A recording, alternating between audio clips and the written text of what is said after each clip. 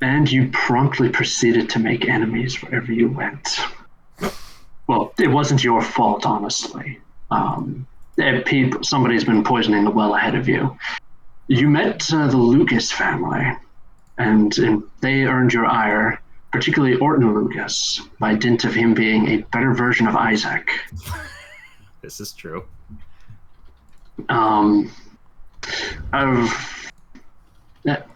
You did also encounter, as I recall, two knights. An old knight who once served your family named Joris Landseer, and a younger orc, a Scottish orc named Angus MacPherson. They have joined your entourage, while Joris is not participating in the tournament. Angus is, and he will be doing so under your banner. The next day, the day after you arrived, you realize you've gotten a gift in the form of a dagger, a dragonborn dagger that had a vial hidden in the hilt, and that vial contained traces of a poison that Finn would identify as Tears of the Dragon, a powerful and incurable poison that's extremely rare, even among the dragons themselves. So you fortunately used up the poison in the testing, so you disposed of the vial, and after befriending the local blacksmith who had a bit of a misunderstanding with you, you were able to get him to melt the dagger down and he's currently turning it into a brand new dagger for you. Yep. Mm-hmm. Also, Finn had the bright idea of going up to the people who hate them and suspected them for massacring their peasants and poisoning one of their horses. Great idea. He did what is called a pro gamer move.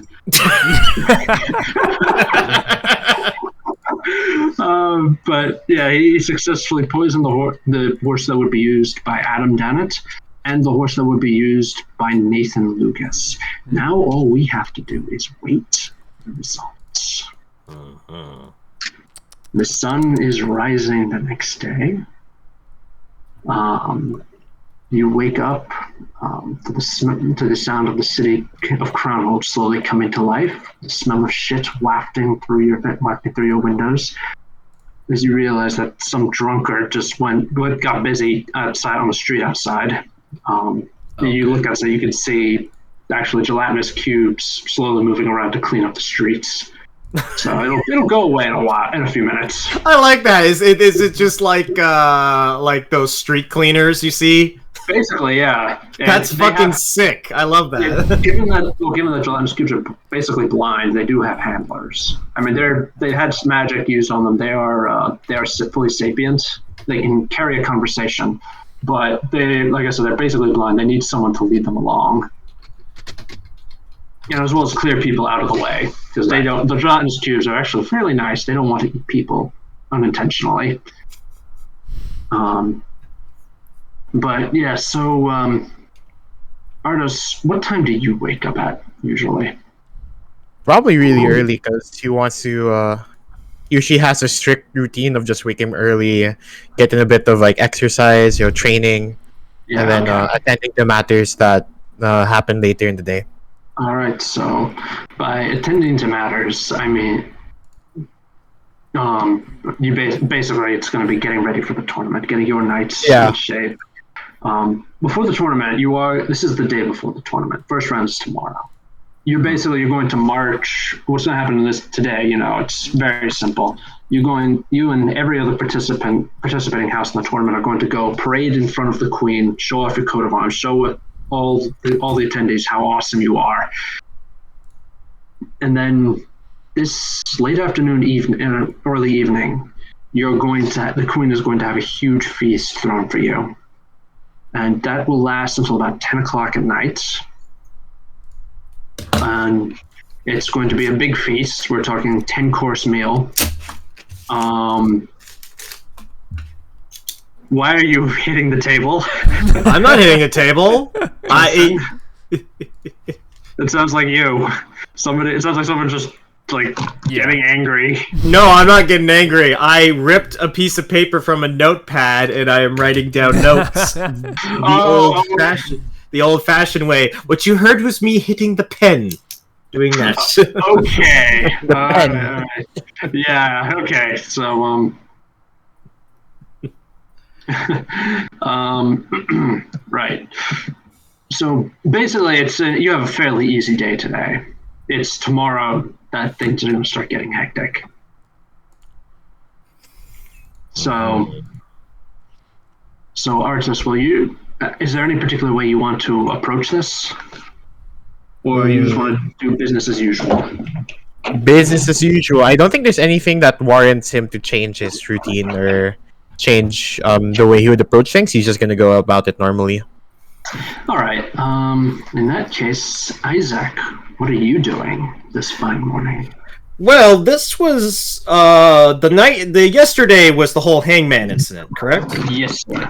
Okay, Isaac did a little bit of drinking, so he is not feeling the greatest this morning because he was not feeling great about how that went from his perspective. So he kind of gets up a little bit with a headache and just goes. Gets up, orders some breakfast. He's more. It's like after he dusts himself off, has his coffee. He is gonna start getting to work. He wants to once again. Who are at these establishments? Who are what? Are there any families that are kind of mingling? What he actually is going to do, now that I think about it, is that he's going to go outside, kind of go to a corner that's a little bit out of sight. Mm-hmm. He's going to cast invisibility on himself, which I believe lasts an hour. Mm-hmm. And he is going to basically kind of just try and eavesdrop a little bit. He's going to try, specifically, he wants to see if there's any new things that are going on with the Dannetts and the Lucas family. Those are the two people that he's the most interested to try and gather more information before the tournament starts. All right. Make an investigation check, and then we'll get back to you. Okay. At least I'm stealthy while doing this. Please roll decent, Isaac. Advantage. Hey, 22. Nice. Not bad.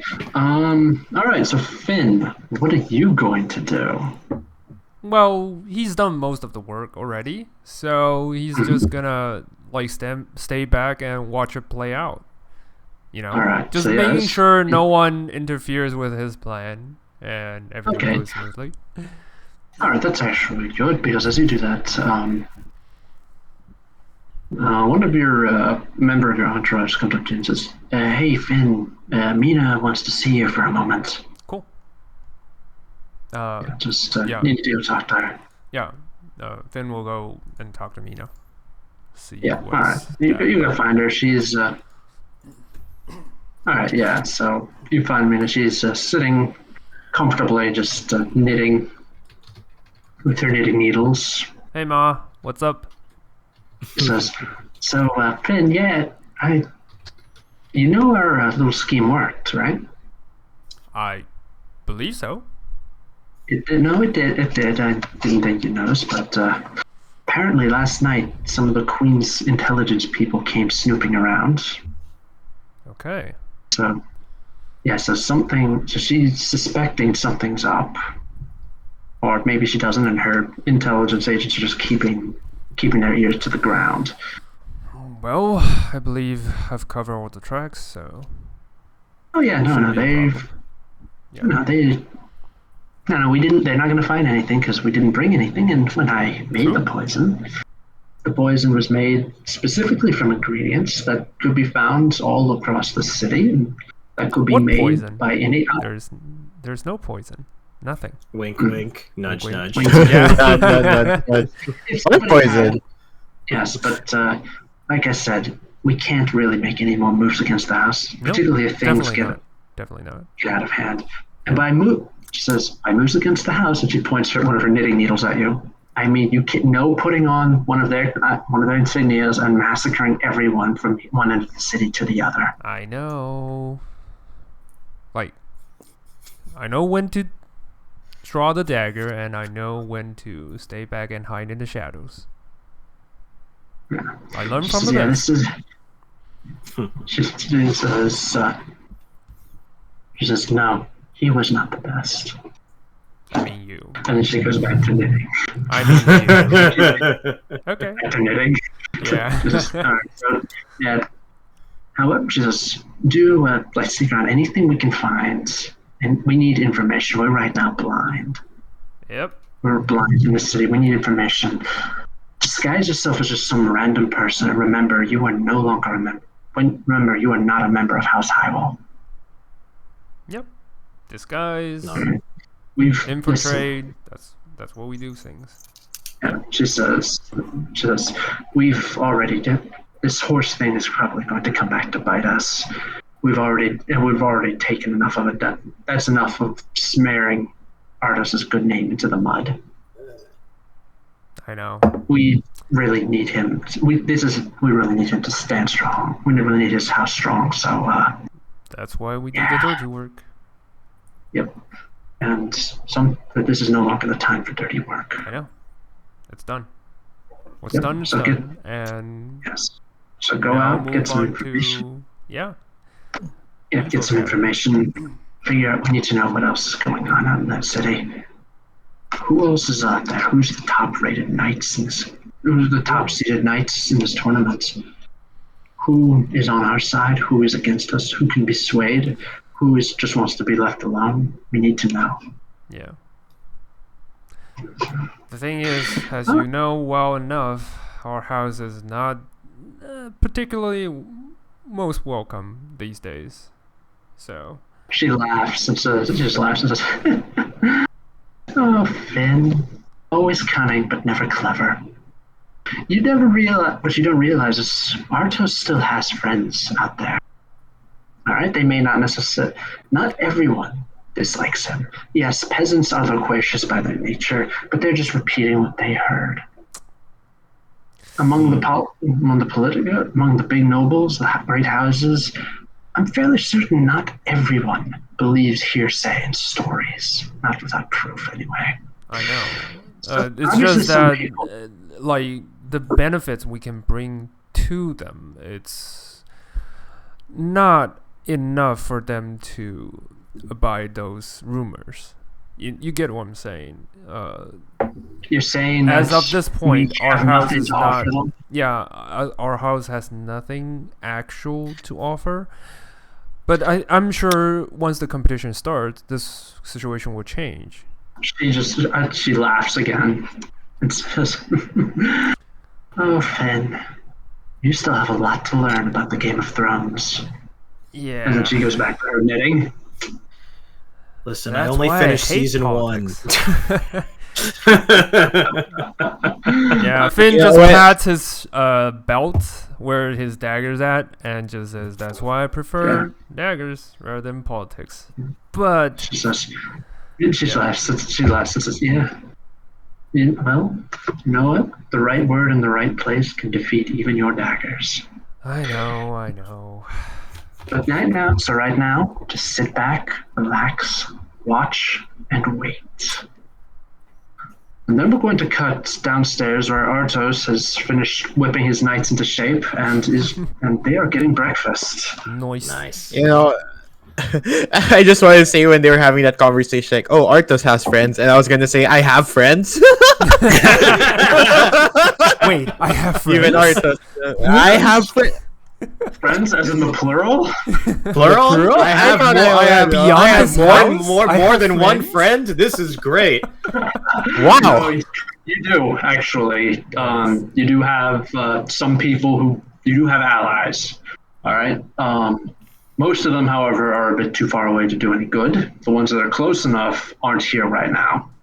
Okay, that's fair. Just eat some breakfast. Yes, you do have allies. It's you're not entirely just thrown out into the wind. But yeah, eating your breakfast with your knights. As you eat, the knights are telling you that they heard rumors that apparently the Crown Prince will be participating in the tournament. Oh. Okay. Furthermore, he is apparently a very, very good knight.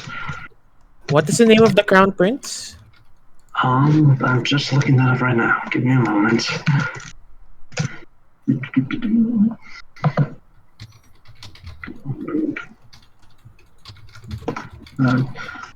His name is I can't pronounce it. It's Price, actually. It's Price Lewin. Price Lewin. Hmm. Crown Prince of Immorta. I assume by Crown Prince he's like the heir to the okay. Yeah, he is the heir. Heir to the throne of Immorta. Yes, he is the heir. He is also a very good knight. He's a very dangerous knight. Good enough that he is actually predicted that he may very well come out on top. Okay. Ooh, interesting. I feel sorry for the person that's gonna get matched with him in the first round. I feel sorry too. Wonder who's that? And then it's the shit. Well, I mean, something else you've heard though is that Owena is also favored to get far in the tournament, if not win it all. Oh, let's go! That's my knight right there. Her skill is not gone unnoticed. But there are others. There's a roster of about half a dozen of these knights that are capable, that are believed to win. But it's not unusual, for example, for some knight to use a false name and then just absolutely sweep these kinds of tournaments. Yeah. So it might go to a dark horse candidate. But based on what everybody knows and what the reputations of the knights who are participating, your knight, Owena, is one of the knights favored to win. She's at least going to make it to the quarterfinals. Nice. At least that's what the bookies say. Okay. Yep. Okay. All right. Yazui, everyone. Sorry, had a drink. Everyone, the knights have like a little toast to your own success. Like, yeah, cheers to us. To us. Cheers to us. May the foxhounds win it all. Yep. Now, as you finish up, though, you hear these heavy footsteps behind you, and when you turn around, you see this colossal knight, a Goliath, but judging by the height and the size. But it's like this guy is huge. He's easily 8 feet tall, maybe taller, wearing heavy pale armor. And he's on one arm he's got a massive slab-sided shield. On the other hand, is empty, but it's drumming on the head of a massive warhammer he's got on his belt. And you recognize this massive knight. You've heard by reputation. You haven't actually met him. Let me see if I can find a picture of him. See if I can find a good picture of this knight. Where is you? That's a good picture right here. Alright, that's a good one. Let's get a picture so you know more or less what you're up against. Come on. Upload. Yeah. Alright, I should be in Discord right now. You probably recognize him. Oh, My guy. Oh, My guy. My guy. No. Before you get too gooey-eyed, Robin had the right reaction. The thing about Sir Hywel the Rock, when he was a child, when he was about 10 years old, he was kidnapped by the Fae and spent something like 5 or 10 years. You've heard both in the Feywild. When he came back, he hadn't aged a day. Nobody knows what happened to him there, but whatever happened filled him with a burning hatred for Fae and people associated. Oh shit! Oh no, he doesn't like you. Yeah, so he is not happy to see you. He's just drumming his massive fingers on the top of his hammer. And he looks at you. You can hear like his helmet grinding as he looks back and forth at you. And he says, Hywel's dogs belong in the yard.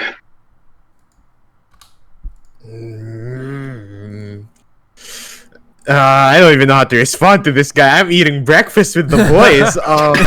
You're like half eating with your fork in your mouth, just like, where? Like, bitch, really? It's like 7:30 in the morning. What the fuck, man? Yeah. Owena, she's like, listen, Hywel, listen. We're eating breakfast. It's a little too early to start shit. Wouldn't you agree? I thought you'd agree. Now, come on. Let's get you outside. You're a lot more solid than you look. Like, come on. Come on. Guys, can you back me up here? He's not moving. He's not gonna move. He's just literally gonna just sit there and just be like, ha ha ha ha. Yeah, no. So yeah, she just she's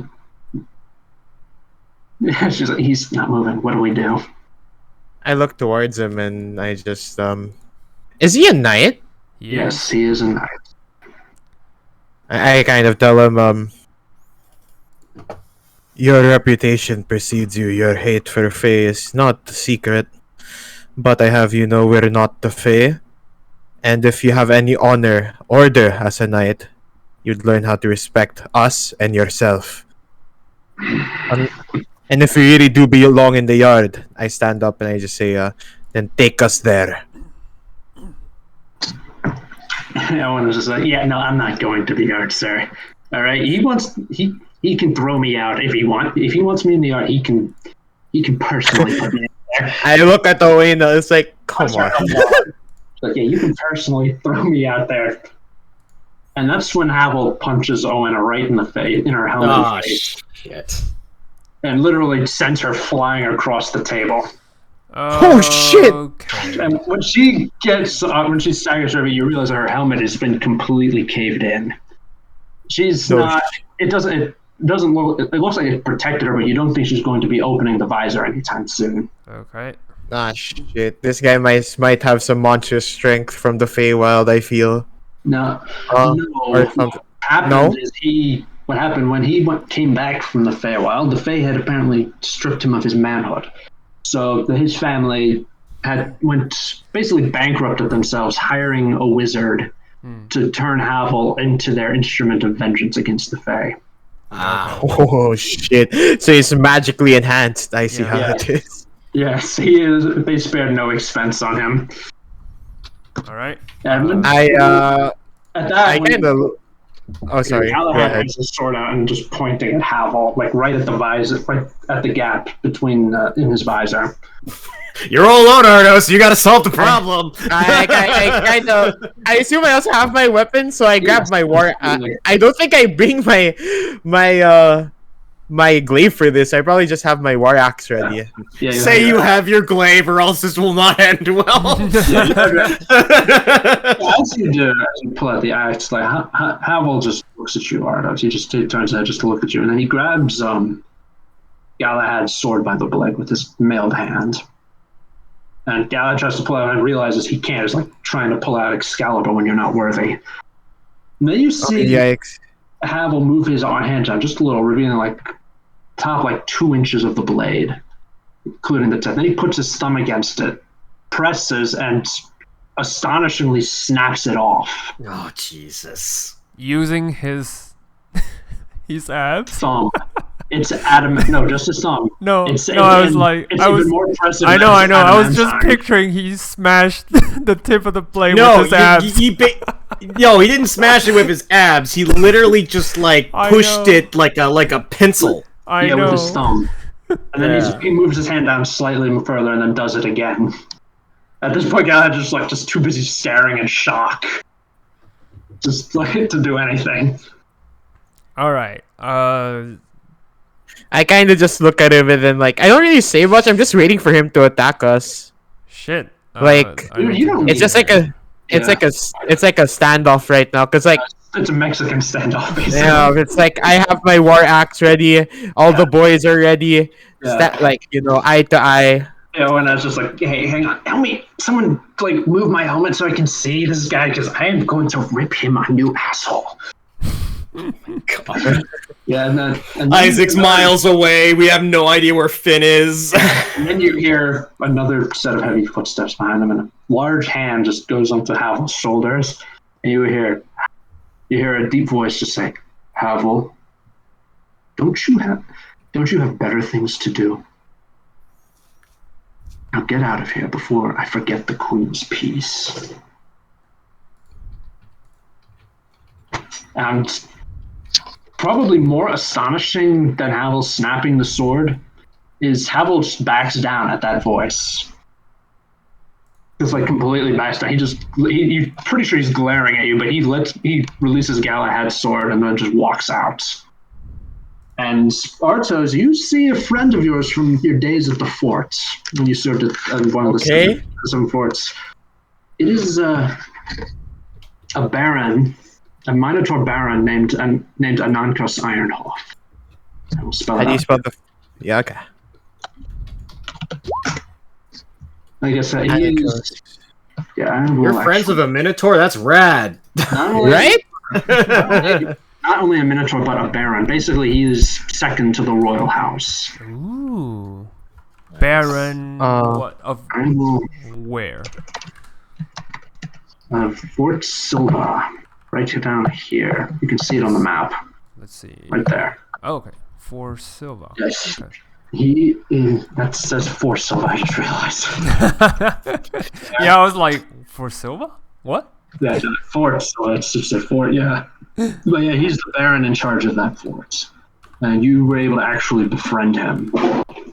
Hey. Nice. So he's not really able to like support you as much as he'd like, but you do correspond. You are friends, and if like the need is extremely great, you can convince him of that. He can, in fact, be the one to present it to the queen, because the queen does have meetings with her barons every so often to get like a feel of what's going on around Immorta. Okay. So you do have, sorry. in a high place. Okay. So After the entire thing, I sort of relax, put down my war axe, go for a handshake, and it's good to see you. Yeah, Moses says, you as well, Hywel. You're looking good. Yeah, how's Fort Silva going?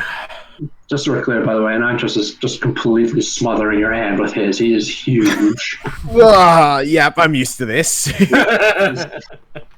Anantros says, yeah, things are quiet out there, relatively. It's just sniping mostly with ballistae, but beyond that, the dragons haven't actually made a move. So I figured I could desert my post for a few days, get to see the sights in the capital, participate in a tournament. Is Sir Havel under your service? No, he lives in the mountains. But he knows better than to mess with me. Okay. Well, I mean, a lot of people. Well, here's the thing. Not only is Baron Ironhoof physically a dangerous threat, he is also he's also a baron, so he politically wields a massive amount of power. Fair enough. So messing with him is not a good idea. Well, I'm just gonna ask him straight up. Sir, I assume you already heard about the rumors of my foxhounds. I have, yes. I put no stock in those rumors. Well, you are one for actions rather than words, from what I remember. Yes, I am. If there is such a thing, for all as I heard, they apparently have a shield that they're going to show. Shield in the heads of 15 foxhounds. He looks at all your foxhounds assembled and says, yes, 15 of your knights are actually dead, according to the rumors. I look at my group and just like, yeah, 15 are dead. Aren't you all accounted for? Yeah, they're all accounted for, yes. Galahad is He's dying a little on the inside, looking at how easily his sword was snapped. But beyond that, everything they're all there.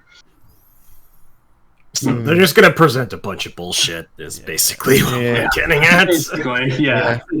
He just Baron Ironhoof just shakes his head and says, "No, they most likely it's just going to be a shield. As far as evidence goes, that's not conclusive. The worst you need to worry about is a threat to your reputation." I kind of nod and I just say, bigger damage. Reputation can be rebuilt. Plus, we don't have a lot of it, frankly. He laughs at that. He knows the reputation. He knows the reputation of House Hywel. He says, "Yes, that's fine. When you're at the bottom, the only way to go is up." He claps you on the shoulder. What's supposed to be a friendly clap, it almost knocks you over to the side. Don't worry too much about that. So you really need to know how to handle your strength sometimes. It has changed since the time I was at the fort. It's actually gotten a little stronger, I think. Anything but yes, I absolutely will. I do not envy your new trainees. I do not envy them. No. But don't worry, once I'm done with them, they are going to be some of the toughest fighters in the side of the ocean. That is true. Nah. Anyway, is he going to participate in the tournament? Probably in the Grand Melee. There's really no horse that can hold him. Oh, that's true. I was expecting, what if he was just running? I am my own horse. Yeah. I am my own horse. Who needs a that's horse? the centaurs. That's true. Yeah. That's That the would centaurs. I'm gonna ask him one last thing. Sorry. It's like I've heard the Crown Prince Price is going to be participating in the tournament for jousting. What do you know about him? He is the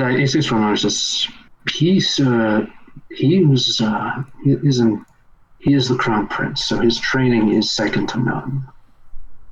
At the age of 12, when the old king died, fighting at Fort Maria. The prince won his spurs there by leading their effort to recover the king's body before the dragons could take it. 12 years old? Okay. He won his spurs at a young age, and his legend has only grown since. Although he is apparently very surprisingly humble. He really doesn't think he's that good. I've met him. He constantly, every time he jousts against an opponent, he always finds some fault in his own style and something to praise in what his opponents do. The problem Sounds with like this a very respectable man. is, but he does not have his mother's head for politics. He's going to need that if he wants. He's going to need that if he wishes to be a truly successful king, or he needs to find a capable woman to marry, one who won't usurp the throne from under him. I feel like I can relate much to the Crown Prince. Yeah, and just laughs and says, he's a young man in the bloom of youth, only 18 years old. You're not quite that young. Oh, I know already. I know. Neither are you. That's true, but I have an heir I can depend on. God damn it! He's just Son of a bitch. I look forward to seeing your presentation in the tournament. Good luck to you and your foxhounds, Duke Hywel. You too, Baron Ironhoof. Yeah, he nods, just ponders his head, and then lumbers out. He literally has to duck and twist his head to fit through the door because his horns are so large. Duck. I kind of look towards Galahad and just say, "Stop looking at your broken sword and help Owena." He just says, yes, sir. Then he gently puts the sword on the table. You later that night, late at night, you won't be sure, but you think that you'll be woken up sometime tonight, Ardos, by someone humming taps. You're not sure. Humming taps? Hang on. I'll play it for you. Yeah, it's a military song from the United States. It's basically a song that plays at funerals. Oh. Oh, okay.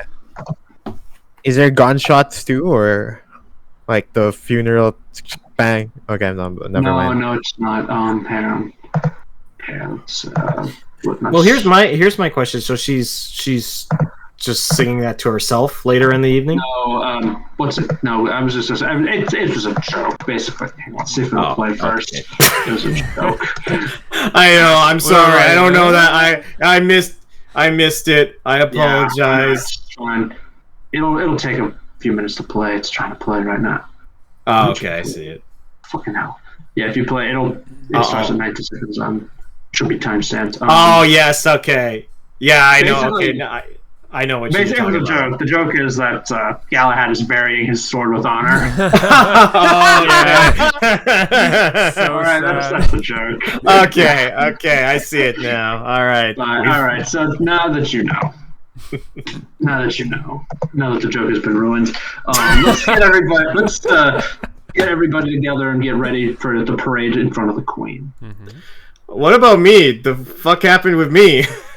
You get back to Artos and you report that the Dannets have managed to pull a horse from somewhere else. Probably Adam's probably borrowing somebody else. So Dannett's got a new horse. Okay. Yeah, they got a new horse.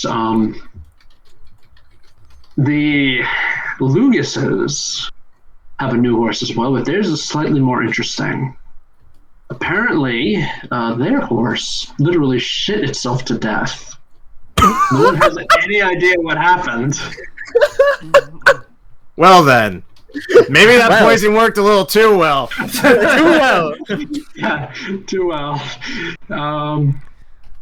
Wait, but but yeah, they why have another did the horse. poison go out so fast? I mean, I thought we timed it so it worked Well, when the tournament began. granted, you put a poison in a horse. We can't account for a horse, having a hardy constitution or not. Like, we might have just assumed that the horse was like, oh, he'll be able to take this, and it might have just been a shitty horse to begin with. Well, it could be. It also could be that maybe Mina switched up the recipe. Or she had to substitute ingredients because she didn't want to be traced back to you.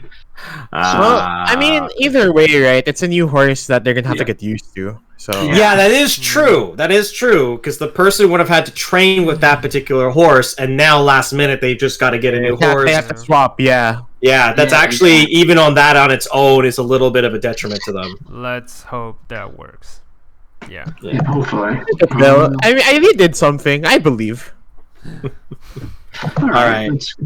I meet up and I guess join the party for the feast. Yeah, it's not. Well, they're not feasting just yet. We're having a parade first. Parade first, then. Oh, feast. parade. Yeah. Okay. Yeah. But the parade is unless there's something anybody wants to do during that parade. Finn took on Mina's suggestion and go out and survey whatever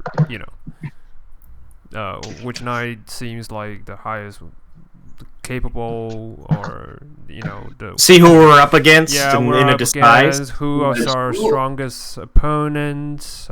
Who's got Havel is competing in the joust. Sir Havel is competing in the joust. He is my god!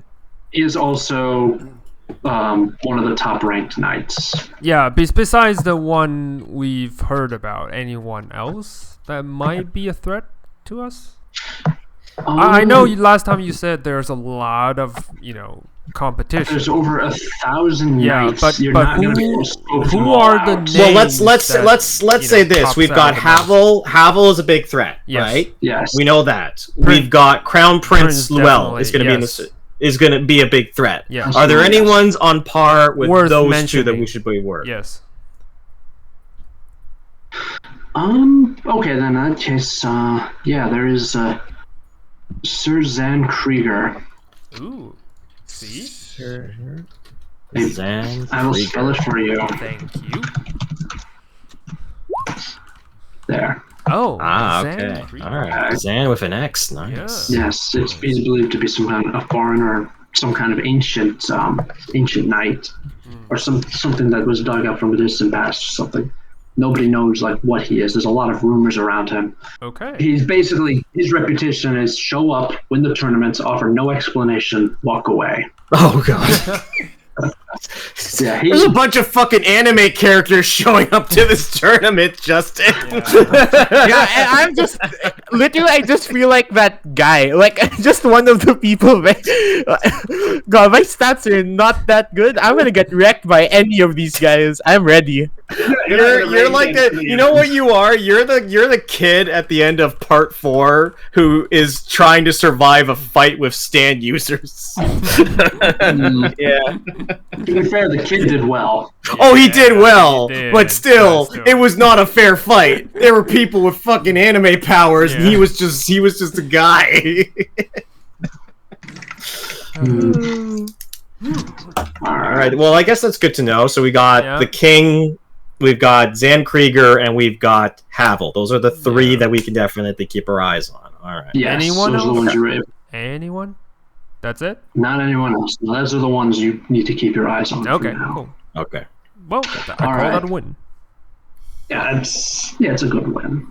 All right, so the parade is very simple. It's basically you're gonna have an announcer just reading the names from the roll call, and then you ride in front with your coat of arms, wave your flags around in front of your flags around in front of the royal pavilion, and then you ride on off the parade grounds, and then the next house comes on, and the process repeats. Very simple. You just have to ride on when your name's called. I guess when we ride on when our name is called, maybe I should add some flair to this. The queen has already spared no expense. No, but I like this is a chance to kind of show that we're something a little bit special. So everybody's showing up and just, you either roll, the name comes out, they show up with their banners, they wave, and then they move on, right? Yeah, basically, yeah. You want to I want to try, as we are walking by when our name is announced, I want to cast Dancing Lights. Nice. And I want to try and have, especially around Artos, just little orbs of glowing light hover next to his mighty steed and kind of reflect light off of his armor, kind of giving him a magical glow to it. All right. Okay. You can do it first. I'm trying to test this new bot out here. Just give me one moment. No problem. One moment, please. You hear I can hear that. Okay, good. That's not music. That's not what happens. Artos doesn't take his shirt off. I was so ready. No, that's not the music. It's going to be your song. What's it? The Queen song, "We Will Rock You." Ah, yes. It's also going to be a little different than what you remember. I got a remix right here, ready to go. Okay, let's. Yeah, this is a song that plays. All right. Oh, you're nice. Okay. Yeah.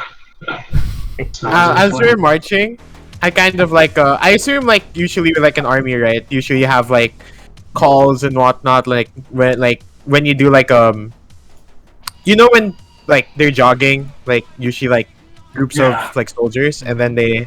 Well, I'm not gonna make them sing, but I want them to show how disciplined we are. So I cast thaumaturgy to my voice, and I'm like, foxhounds, and then like they're just like, just like at the same time.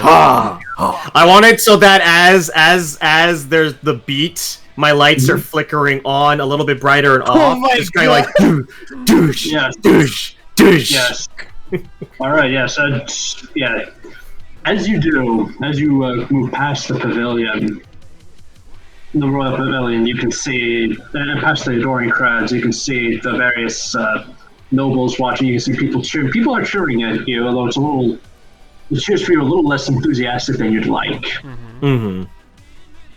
And some people Listen, are I gotta shouting. amaze them with my light skills. Yeah. I'm basically making a light show at this Yeah. rock concert. Yeah, there are some people who just occasionally you do hear like one or two hecklers shout "murders" at you. Oh, But- can I say? You're not- Can I say since Finn is in the background, whoever says that, he's gonna throw a he's gonna buddy. throw a pedal on Don't them throw a on the dagger back at of their them. head. Just knock them on the side. It doesn't kill them, it doesn't wound them, but it hurts like a Don't attack the crowd in the public event. How are you gonna stealthily No, I do think that? he's not in the parade. He's I'm like not in the Oh, crowd. parade. you're- I'm yeah, in the okay, background. Okay, that's different. That's Yeah, parade different. is just the people who are participating. yeah. So you're gonna stealth behind that guy, the yeah. heckler, and just bop him in the head? no, Bop- more like I throw rocks like from afar. You know, like Yeah. just hit them on the side like it. when they're trying to say something bad. They would like, "Ow!" that kind of stuff. Yeah. Yep. But you're not the only one who gets heckled. You're not the only group that Okay, gets that's heckled. fair. Yeah. Who else gets Alright, heckled? there's other people who get heckled. There are other people in applause is less enthusiastic than you'd like. Anyway. House Dannett is not one of those houses who they get enthusiastic applause. And you notice that Adam is just very, very grim-faced, but except when he's doing his ride, he's waving and smiling at the cheering crowds. Yeah, he doesn't have a sick light show. He doesn't need one. His armor is polished to a gleam, and he's got banners and several different favors from admirers waving from his lance. God, I wish I had something to make his armor look shitty. Yeah. Yeah. Just so, by the way, you do, like I said, the queen is in attendance. She is watching. Mhm. So, Jen, she is keeping her usual stoic face, just nodding with nods and small waves, but otherwise she's not showing really any expression. Poker face. The queen was never an emotional woman, Yep.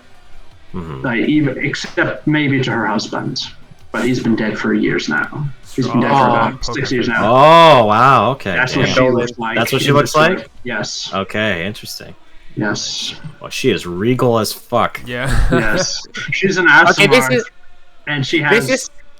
Oh, sorry. Go ahead. I was going to say she's an Asimar. Her dress is permanently enchanted to create that sparkle effect around her. Okay, this is not Arto speaking, but me personally as a person, she can step on me. Okay, we can. Are you sure this is not? Have you ever played Justin? Have you ever Yes. played Fire Emblem Path of Radiance? No. Oh no, I have That's not. that's spoiler. That's the final boss. Yeah, She she- absolutely, I guess so. if you're not prepared, she absolutely will step on you. Oh, okay, I'm ready. I'm ready. Yes. So get a Wii This is emulator. This is my degeneracy showing. This is your fetish showing, but okay. Both. You have bizarre tastes. All right. Anyway, the parade, like I say, goes on without a hitch. Aside from Finn bonking people in the head, who heckle you on the head, and aside from Adam Dannett just glaring at you, it goes off without a hitch. House Lucas, they managed to dig up a horse from somewhere. It's not nearly as regal as they'd like. They get heckled about the horse. So yeah, what's with your horse? Where'd you get the horse? Huh? Isaac kind of cocks a half smile when he hears that. Is that a horse or your sister? Oh. That's good. Yeah, he is glaring at the crowd. He's not waving. Like, that just absolutely humiliates him. Yeah. All right, but yeah, it takes a while. It takes a while, but the parade is over, and finally, it's time for the feast. Basically, what happens is everyone clears off the field. The queen's servants just start bringing out row after row of tables and just lining them up on the field. Dozens of benches for everyone to sit on. The hoi polloi is cleared away by the guards. And then everyone takes their assigned seats, and the feast is brought out at around 4 in the afternoon. And it's a lot of food. Like, and for all her stoicism, the queen clearly expects people here to enjoy the food. She expects you to enjoy yourself. So you have like soups made of leeks and root vegetables, salads of field greens and dried fruits, shaved cheese and dressed with vinegar, loaves of fresh bread accompanied by crocks of butter and wheels of cheese, eggs poached in a sauce of cream and dill, hot flaky pies of apple, pumpkin, and more, roast beef in a crust of garlic and herbs accompanied by roasted root vegetables heaped around it on a platter, entire roast boars that have been cooked over a spit for the past 3 hours. Nice. I had a ham sandwich today. I had ramen noodles, all right? We're all God. No, We need a it's hero's feast. I love That's it. I love it. I love it. You are describing such a beautiful feast. Never stop. Yeah. And the alcohol. Mm. Alcohol is Red flowing wine? like water. Oh. Mm-hmm. No, the ale is flowing like water. The wine is they have different wines for different courses of the meal. Ah, Nice. nice. So now, like I said, this is like a 12-course meal right here. So you're just expected to eat slowly, take your time, try everything, just really enjoy yourself. Mm-hmm. So we're all sitting at the You're all tables. sitting at the table, just watching, just eating, enjoying yourself. Then you can see like dancers and jugglers. I actually see the dancers and the jugglers, and I wonder if there's any way I could ask if the queen would allow me to perform in honor for our house as a gift for the table, music with the food. You could do it. If you have enough empty cups in front of you, if you're seen drinking enough wine, you could probably get away with it. I could probably get a what? I say if you drink enough wine, you could probably get away with it because everyone will just assume you're drunk. So I can't I can't make a show of it. Basically, No, you're expected to enjoy the show. The queen is putting on the show. You're All right. It's like you're a guest. You're not like Okay, all right. I was gonna try and get a little bit of showmanship for the Hywels, but I'll lay low then. I'll just enjoy my wine. Yeah. On that same train of thought, I make sure I look towards Finn, and I make sure I look towards Finn. I'm on the background. Like, I don't know how I could enter the party because I was, like I said, I was in the background with the crowd. So I thought you were gonna join us after the parade. I'm not sure. I'm not sure how the parade works. Do they go straightly into, I don't know, a banquet site? No, basically what happens is the parade happens and everyone quickly returns. Then once the parade happens, everyone clears off the field. Then the peasantry are cleared out, and then the tables are set up. I mean, if you were cloaked, Finn, I would assume that you could have just gone into a corner, got uncloaked, and just came with the time. Yeah, if that's the case, I just blend in. It's like you look at the side. If you look next to you, Ardos, you see a little sack of flour with a smiley face drawn on it with charcoal. Yeah. The word Finn written under it with a backwards N. Yeah. I just eat, I guess, whatever. Yeah. All right, but then you can see like they have goblins who are dancing around as gestures, just poking fun at everyone and everything. Impromptu sketches. Yeah. Mm-hmm. As I blend into the table, I message both Artos as well as Isaac and just tell them that Sir Zen Krieger could be another potential, threat.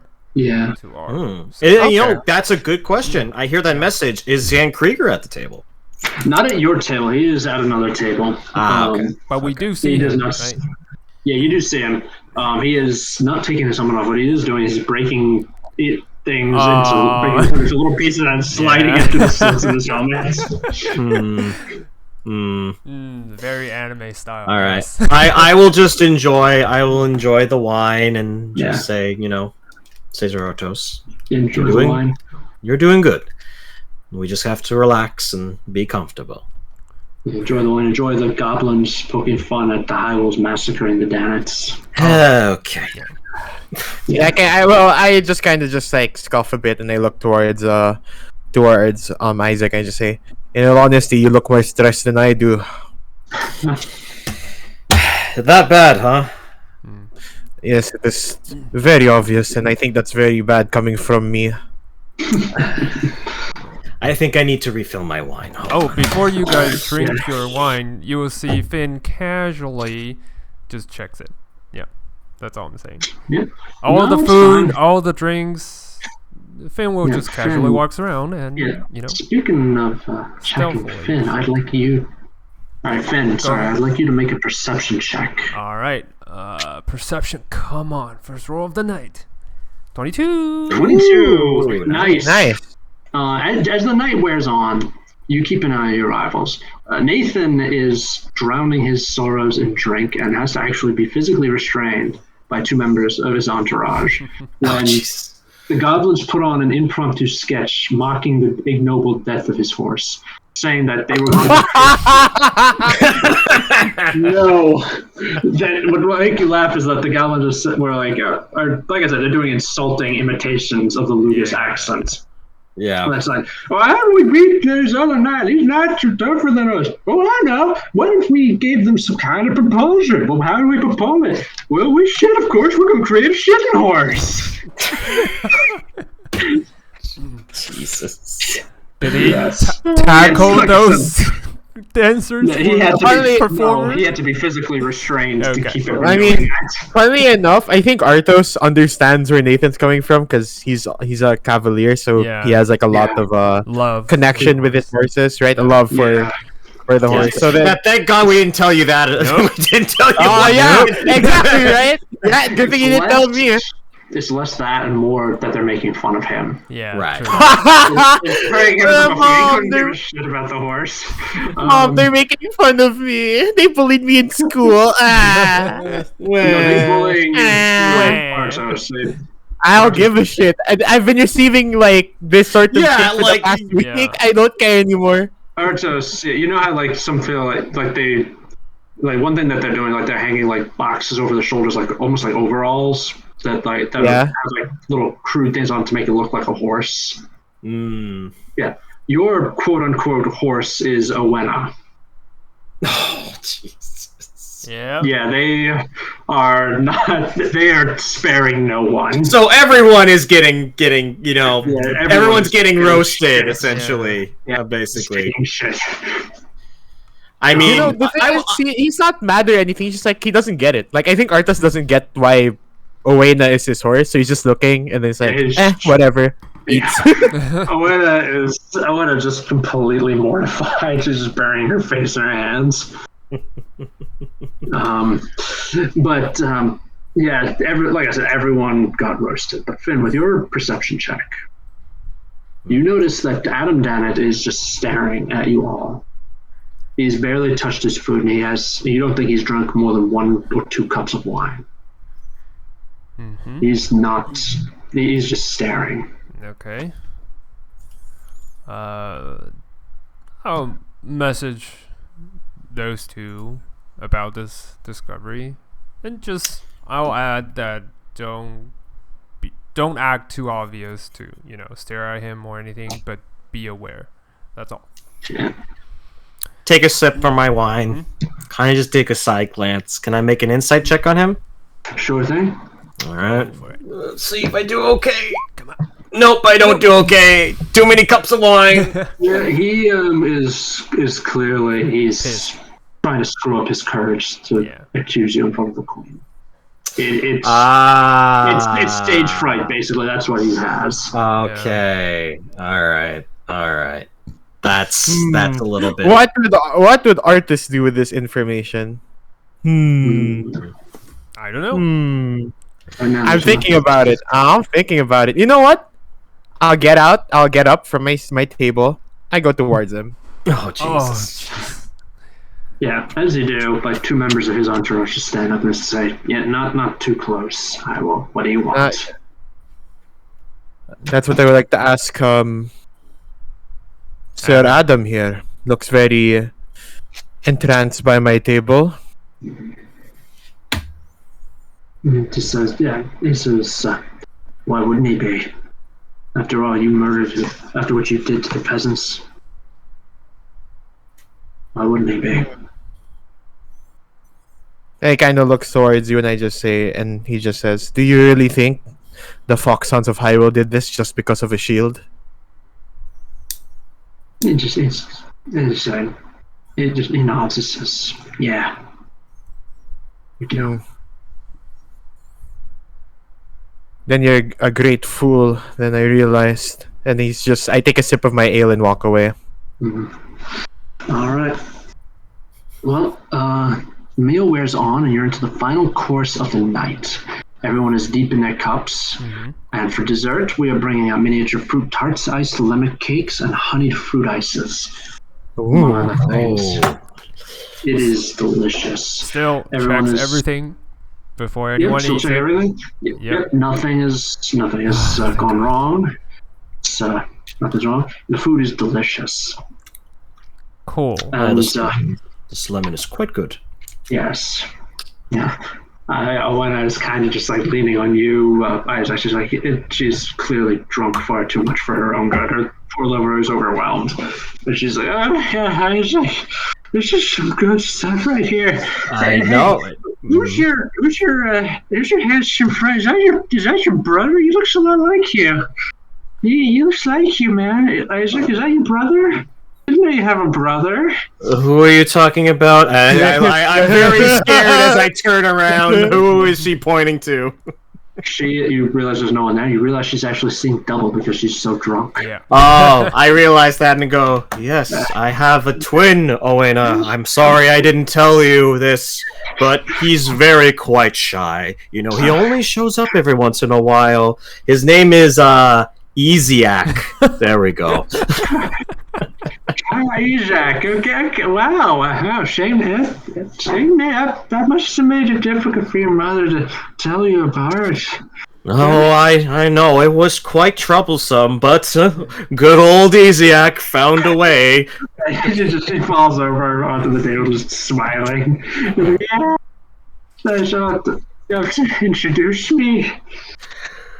I'm sure Easiac would love to hear more about you. Perhaps I can write down his number for you. I don't know why you want his number for, but sure, yeah. I just take a piece of I have parchment on me. Yeah. Just rip a little, and I write down "This is a joke," and I hand it to her. All right, but yeah, as the meal is starting to wind down, the queen herself stands up and taps on her glass to get everyone's attention. She holds it up and says, "Well, everyone, it's getting late, and you are all deep in your cups. We'll be starting first thing tomorrow, so you need to get all the rest you can. We will be having we will have treatments for any hangovers that any of your knights may suffer." And she's not looking at anyone, but you realize that Owen is going to need something for tomorrow. Pat. Yeah. On the back. Yeah. So the queen raises her glass and says, "I'd like to thank all of you for coming here, for honoring my summons and coming here. I'd like to also propose a toast to your honor and to the success to your success in this tournament." And everyone who is currently not passed out drunk just raise a raise a glass. I raise a glass. Yeah, I raise a glass as well. Everyone raises a glass, and then Adam stands up and shouts, "Honor! There's some who dared come to this tournament and who sit at your tables, your grace, and they know nothing of honor! Some of these so-called knights and nobles who would your innocent farmers and their families have no place before you except to face your justice. Your grace, in the name of my father and my house, I implore you to hear my complaints against these murderers and warmongers from House Hywel." I just look at him and go, "Really? This is how you plan to do this?" Did he shout and While we respect you at this table with all these wonderful knights, you decide now to just start shouting and screaming and hollering like a child? Yeah, he is technically a child. He's only 16. Yeah. I know, but I don't care. I'm like, you should be more mature at this point. With yours. Yeah, people are looking like, what the hell? Other people are looking like, what the hell are you on about? Some of them are nodding. They've heard the rumors. They believe them. Other people are shaking their heads like, no, what is this? The queen herself looks annoyed. Yeah, She definitely. just has this brief flash of annoyance on her face. It's just... And then one person does stand up and clearly drunk just shouts, You should not be saying this sort of thing. There's a time and a place, and I am drunk, and this is not the time and place when I'm drunk. You need to wait. Yes, wait for the right time. And then Hywel actually stands up. Oh god. And says, No, I think this is the right time. I put my hand up to see if I can get acknowledged by the queen.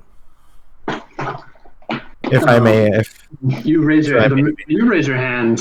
Pretty much at this point, there's just this shouting match just begins between various people, various tables. Some people are taking your side, other people are taking the Dannett side. It's just absolute bedlam. But no, the queen does not notice you initially. What she does do, since she is an Aasimar, she's going to use thaumaturgy. Yeah. Mm-hmm. Yeah, she's gonna. Damn. Her thaumaturgy, however, is a little different from everybody else's. Rather than just simply this overpowering shout, it sounds like she's right next to you when she speaks. So she's going to use thaumaturgy to simply say, silence. And silence there is. And all the nobles who are engaged in that shouting match all slowly sit down, except for Adam, who's standing there just completely red-faced, but otherwise defiantly standing there. The queen gives a sigh, sits down, puts her glass down, and says, All right, Adam, tell me what happened. And then Adam begins to passionately describe the circumstances of the unprovoked attack, the troubles with the Fae, the fact that House Hywel refuses to take responsibility for the Fae that it wantonly unleashes on the world, and then finally crescendoing with the lurid description of the attack on the farms. And as he finishes, there's murmurs of agreement, and people are like, yeah, it is right. Other people are like, no, this is absolute horseshit. Baron Ironhope at this point just stands up and he says, Your Grace, I've kept an eye on him, on the young man. He has not drunk more than 2 cups of wine. Don't pay any attention to him. He's just a panty waste who can't hold his liquor. Oh shit! Yeah, she gives the Baron a sideways glance. And then I say to. Can I say something to the queen? As you're about to speak up, Adam pulls out the shield and places it on the table where everyone and the queen can see. And it is indeed a foxhound shield. And it is indeed smeared with blood. And there is silence and whisper. The sounds are broken by whispers as people just start whispering to each other, trying to figure out what this means. Ironhope is clearly unimpressed. He just folds his massive arms and says, Okay, oh wow, you have a shield. Did you stay up all night painting that? Yeah. I was like, it's not really that convincing. I'm just gonna keep watching. Yeah, he's not convinced. Yeah, but the queen just says, the queen nods and she says, I agree with the Baron. The shield may belong to the foxhounds. It might belong to someone else who raided them. It might even be that you painted it because you have a vendetta against the foxhounds. The shield, as proof alone, is inconclusive. So then she turns to you, Artos, and says, Duke Hywel, this is, regardless of how conclusive the shield is as proof, this is a serious matter. Do you have any words to say in your defense? I walk over next to Artos. Do you want me to speak, or do you want to? The queen addressed for the duke. Yeah, he addressed for me, so I Finn think I just have to. grabs Isaac. I by am the going. hand. Yeah, Yeah, I know. I'm going. Yeah, Finn just drags you and messages you. This is a direct address to the duke. This is not our place. I know. I do not. I'm not getting in his way. The only thing I'm going to do is say, "You've got this. Stand back. Yeah. Give him inspiration." That's good. And that's all I wanted to do. All right, I kind of. Yeah. As you're quickly whispering, the queen just raises an eyebrow. It says, with a tinge of sarcasm, "Do you need a moment to discuss with your confederates?"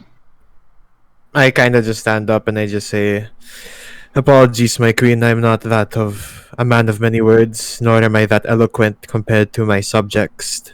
But in my defense, the foxhounds, their reputation, everything that's built up for them, their foundation, we wouldn't raid without purpose, without reason. They are known to be an elite group of combatants, knights. I don't think, one, they would leave their shield behind. Two, break the laws of the land and go against House Dannett, and by extension, go against the order of the queen. Three, I kind of look towards Sir Adam, right? Right. And looking at him, and I'm sort of taken by his speech. I feel like he thinks he's right. Like, he's not doing this like because he wants to screw us over. I actually really think that he got attacked. Yeah, he really believes in that. So I just say 3. But I do not say this in against to House Dannett. I give my condolences to the villagers, to the peasants that were raided, pillaged, and an extension, an apology to them. I personally think that this attack, that Sir Adam here has every right to be enraged, for would have been the same.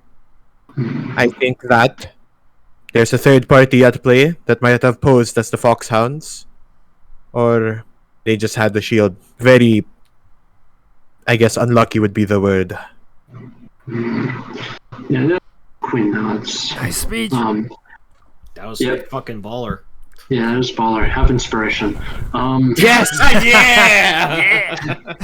At this point, Adam just bursts out, just saying, "He's lying." He's just but he doesn't get further than he's lying until the queen just looks at him. She doesn't even need to say anything. She just looks at him.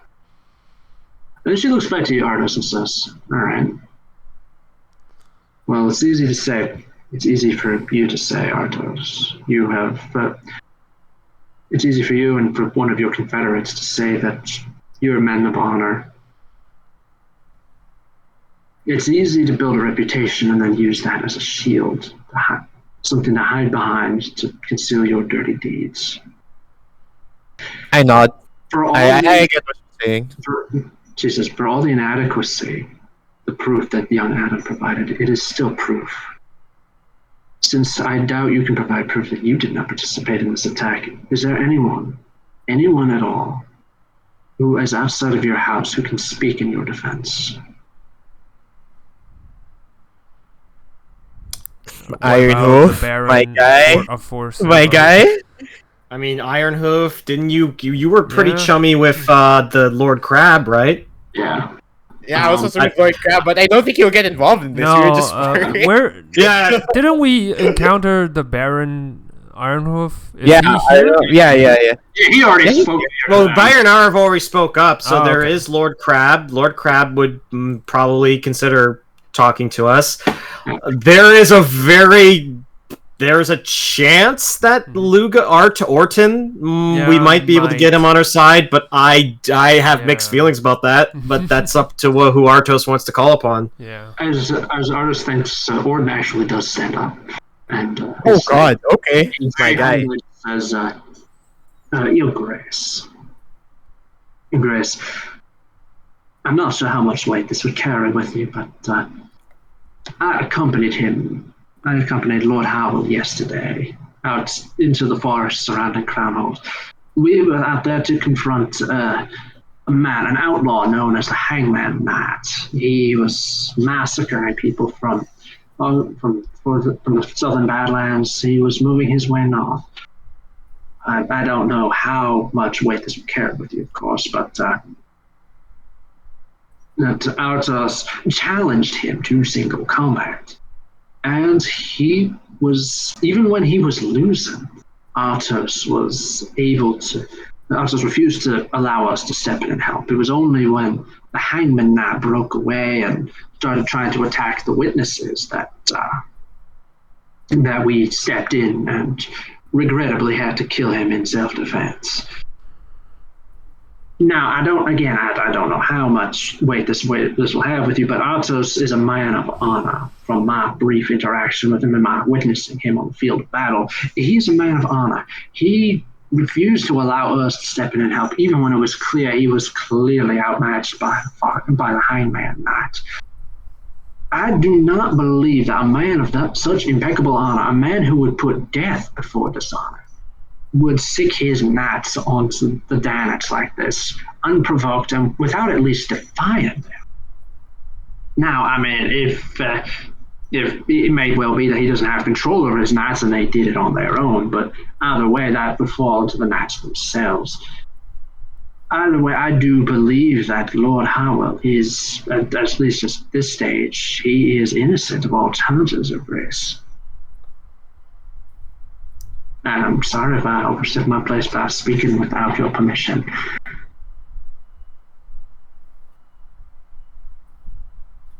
My guy. That's what we do. Yeah, Yes. that's good. That's good. That's good. That's good. Yeah. Yeah. The Queen she nods and says, "Yes, that news was brought to me. Certainly, the Hywels have done us a favor by ridding Immorta of a dangerous outlaw like the Hangman Knight. But there is one last matter I do want to ask you about, Lord Hywel. Yes, Your Grace. What happened to the Dannett horse?" I raise an eyebrow, and I just say, I look towards the table, and then I look towards the Queen, and I just say, I heard that they unfortunately had to switch horses last minute. I do not know what has happened. She nods. Well, evidently the horse died. I want to know if you or your spymaster knew anything about it. You understand why this is. You understand why this is a matter of interest for me, of course. Yes, we are in direct opposition to the Dannett. Yes, that makes a lot of sense.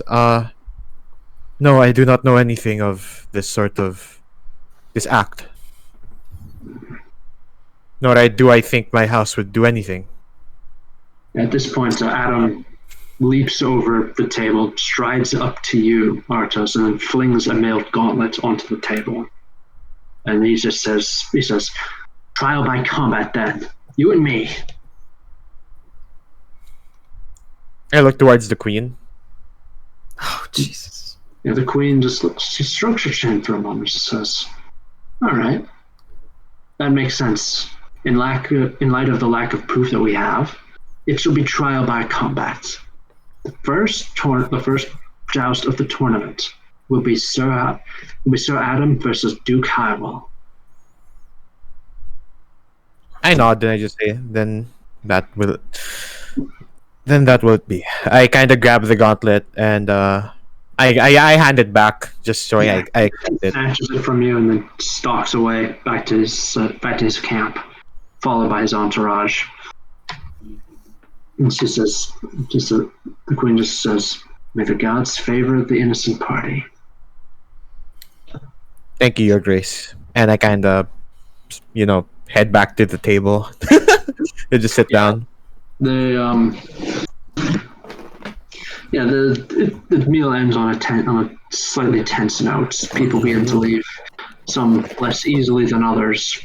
Yeah. And Owenna has to be actually passed out drunk. She has to be carried back. All right, Owenna, let's get you home. Yeah. Meanwhile, like somehow, some people, some knights and nobles are coming up to you and just saying, you'll do fine. You'll do fine. That kid doesn't know what he's talking about. You'll beat him. Other houses are just watching. They don't want to fully ally yourself to. They don't want to fully ally themselves to you as your fate's still in question.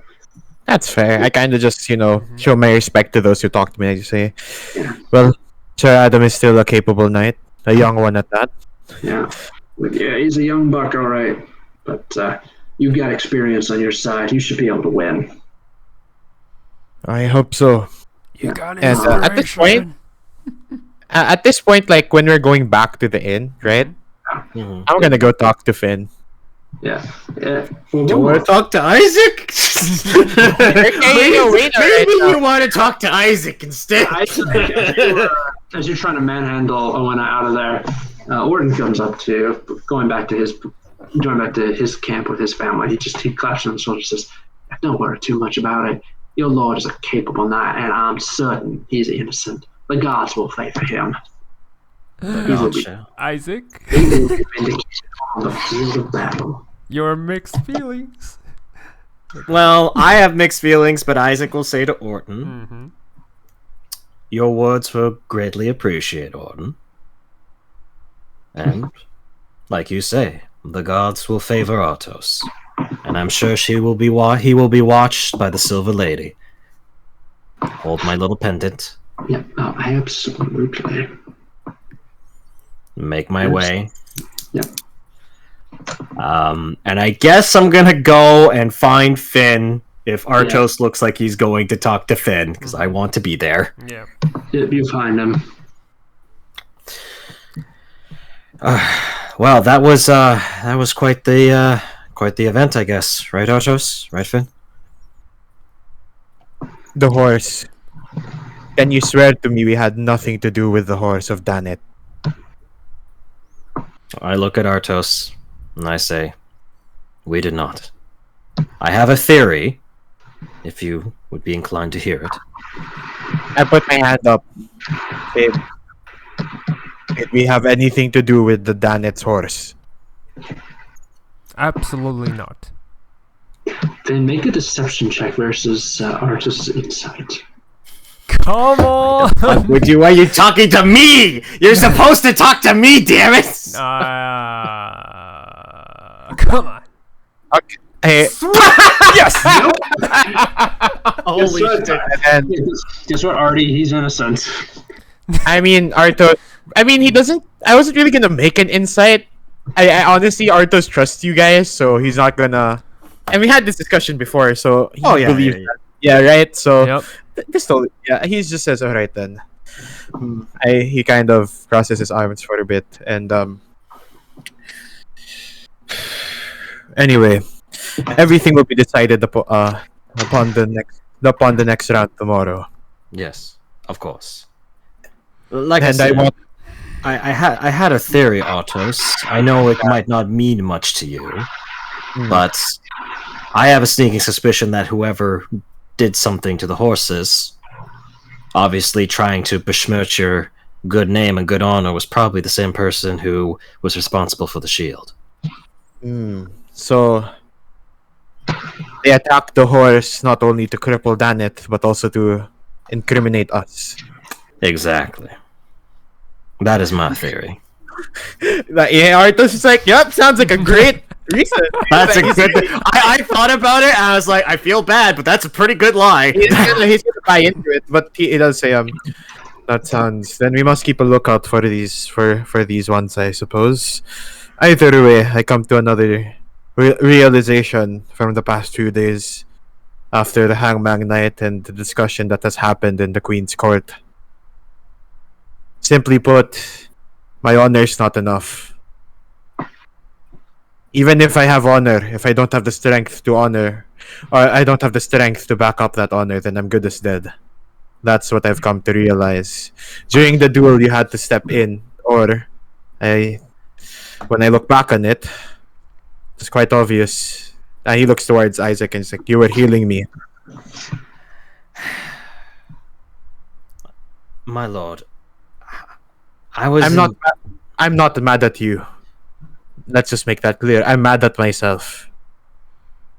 I should have the strength to back up my ideals. That I do not have. So, I need to compromise. I ask you two to continue doing what you have to do, despite what I want to keep about with my honor. I'll make that clear. Do your jobs. That's why you're here. We will do them gladly. May I say something, my lord? Of course. You may doubt yourself in what you have in strength. But that speech you gave there, that was a king's speech. That was true leadership. That was true conviction. That what makes the difference between the good leaders and the pretenders. And that's Just why wanted you to we know followed you. And that's why we follow you. And he kind of just gives like a either way. He kind of gives like he has a smirk, like he's just like He's holding back his tears. Oh, you guys. No, he's smiling, like he's just like he's more relieved now. He's just like, oh god, I really hope we can just enjoy the tournament without all of this bullshit. Yes, don't we all? Anyway, I suggest you get a lot of rest for tomorrow. You get a good night's sleep, and knock that man off of this horse. And just win. Of course. Yep. And maybe he kind of gives like a laugh, trying to practice a joke. It's like, if you really think I can't beat him, maybe you can do something to his horse. Relax. Yeah. Let's go back to the inn. It's just crazy laughter. Like Isaac is just doing a dead face like towards Finn, and it's just Finn like just laughs. Ha ha ha ha ha ha. Funny. Ha ha. All right. So The first time he makes a joke, it's actually not a joke. you return to the inn. Is there anything you plan to do before the tournament? Mm-hmm. I think Arthas wouldn't do anything in particular, but he would just I think with the whole may the gods pick the innocent party, he's gonna actually sort of meditate, pray towards to Zariel or the Lady of the Moon to sort of give him protection. But that's really it. All right. What about you, Finn? He will do an all-night watch, just to make sure no one meddles with anything, equipment, horses. we don't want anyone getting any good ideas, Yes. not even horses, security, right? Sorry, even Ardo's security, everything Yeah. should be perfect. And if anyone tries to do anything funny, he's gonna shoot them on sight. That's it.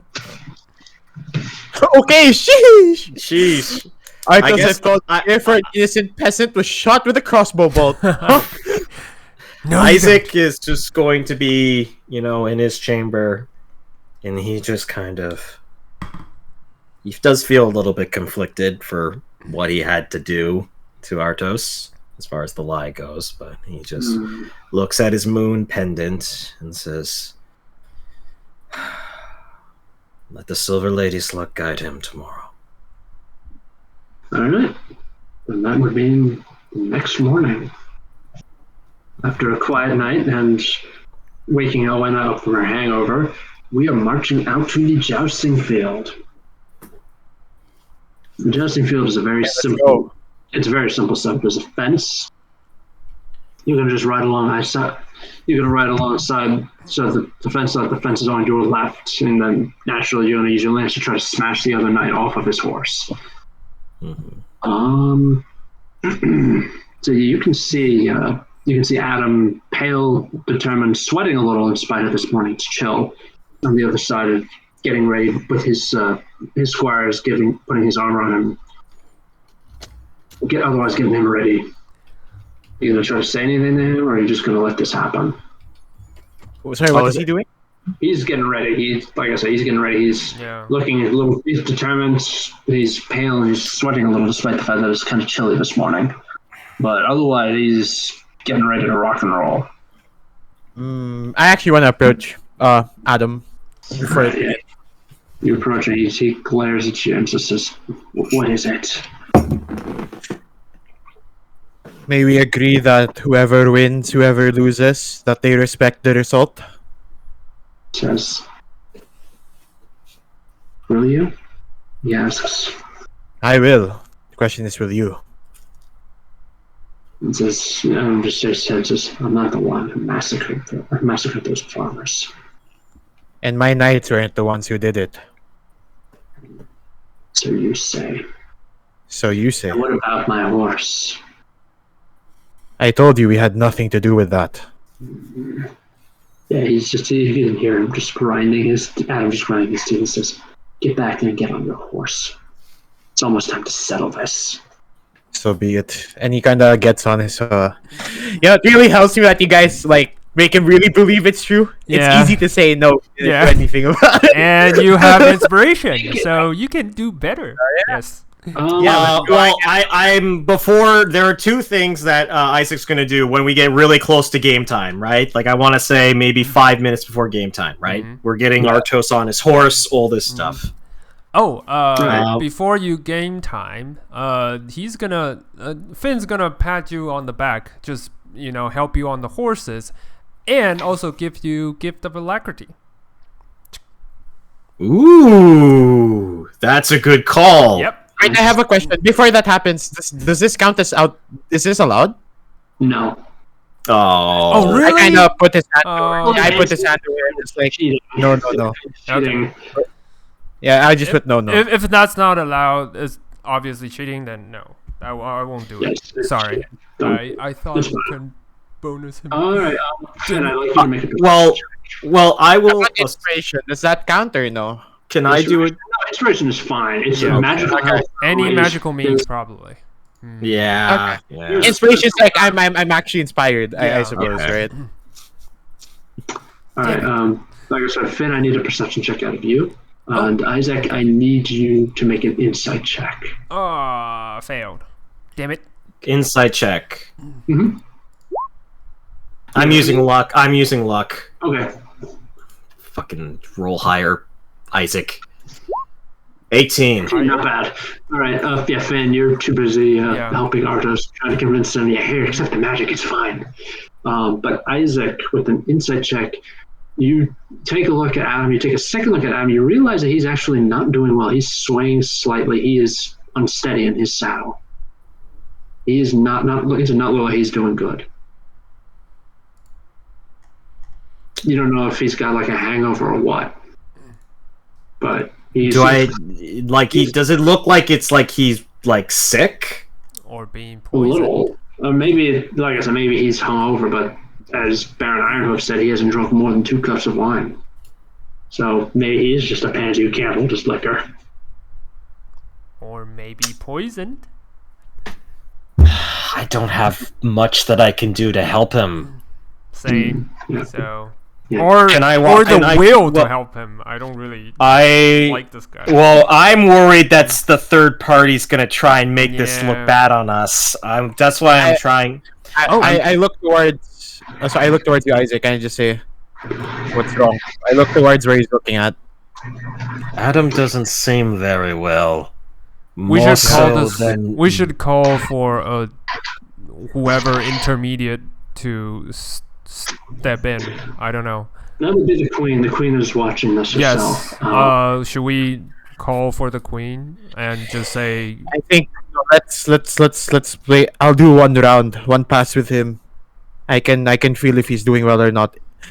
If from there on, I'll stop the match. I'll call out that we can do this another day instead when he's feeling better. All right. Right. I'm afraid. All right. All right. That seems good. All right then. Mhm. So the queen is just going to say, Yeah. As you ride out to the field, the queen announces what's happening. She says, "In the sight of gods, men, and monsters, we gather here today to ascertain the guilt or innocence of House Hywel. Since this is trial by combat, this joust will not end after 3 passes." What? Yeah, it's a battle to the death. It will not end when a champion is unhorsed. Yeah. Oh my god, okay. Fuck. It will only end when one champion gives in. Yeah. Yeah, and and you can see the crowd just nodding its approval. Should you raise... Finn message Ardos immediately. Should you raise and call this... Yeah, I think I should do it before the match. I put my hand up. This is game time. You are on the line right now. Oh my god. Damn Fuck. it. Okay, I guess... that's going to be something, honestly, if this will allow it, while that game is going on, Isaac's going to try and approach the queen. Yeah, you burst up between 2 of her guys just simply step in front of you and they just say, not too close, minstrel. I mean no disrespect, and I simply wish to bring some information to the queen. As a loyal servant to her highness. Yeah, no, it can wait. You can tell your lord and he can take it her. He can bring it to her, alright? Get back to your seats. Do I want to make him rethink this? You know what? I will message those 2, actually. I'll use message. I'll just say... House Dannett leader seems unwell. Please address this to the queen. Yeah, when you message this to the guy, his eyes just wide. He says, "We got a magic user here." You don't know. He doesn't know who. Yeah, he doesn't know who it is, right? But He's calling it out. He's calling it out. Blaming. Well, he's going to be blaming the man right in front of him. Ah, damn it! Yeah, thanks, Finn. Thanks. So yeah, it's so 2 more guards show up, and behind them is a man in robes, and the man in robes just says, "Sir, I think you should probably go back to your seat now. Don't make me make you go back to your seat. All right? Don't make me make you go back to your seat." That's funny. Please. All right, I really don't want to do that. I want to watch the tournament. All right, Isaac stands there for a moment. He thinks. If he's feeling unwell, if someone's feeling unwell, then we can have someone look at them afterwards. It's fine. Let it be known that I brought this up before the match. I will return to my seat. You did. It will be known. Yeah, and you return to your seat. And you see that the old wizard going, he actually whispers something to the queen. And she shakes her head. You can make an insight check if you like. I would love to make an insight check. I would also make it. Yeah, all of you. Yeah, I'll make one too. Actually, I want to know. All right, 9, 15, 16. All right, Ardos and Finn, you realize that Isaac is just sulking in the corner. Ardos and Finn, you realize that the queen's just viewing this as an attempt by you to weasel out of the competition. Oh, for fuck's sake! She wants this. She's not going to have it. Even if it's not, she wants this over and done with. She does not want this. Yeah, that's fair. I can see it from her perspective, right? Okay. All right, so now it's time for the joust. I mean, I think the way Artos is gonna view this is that despite that, he wants to keep going. So I think Artos will respect that and fight him to his fullest ability, I guess. I think. The thing is, Finn thinks that he's been poisoned, and this is gonna somehow bite him in the ass. Maybe, I mean, at the end of the day, you know what? Yeah. At the end of the day, I think more importantly, like, even though the queen doesn't believe it, I think if things go really bad, I feel that we have the right to say, "We told you so. Yes. You didn't want to listen, and something could have been prevented." And I think that is very viable. Well, sorry, go ahead. as I said, at the same time, understands the guard's position. They can't just let any Yahoo. No, I know, I'm aware, but I'm more thinking that when the fight starts, doing and preemptive strikes, basically. we're basically we're trying to basically cover our bases before we have to start on the fly defending ourselves. Yeah. Because that's what we're thinking. Has been our whole situation since Because basically Crownhold. from minute one, Yeah. we have had people clearly trying to besmirch our name through multiple different means, and that's what Isaac fears. But Isaac knows that, like, at some point he has to just stand back, and if the Queen really wants this to happen, he can't stop it. Yeah. So But at least we are protecting ourselves with the. At least we tried, and in Isaac's mind, it was more important that we tried than just literally do nothing. Yes. So. All right.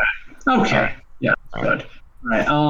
So Ardos, you are now charging young Dannett. Do you wish to take a stance? I have a question. Can I read him first or no? Oh yeah, you can read him. Insight. Okay, insight again. Nice. 14? 14? He is not taking any maneuvers.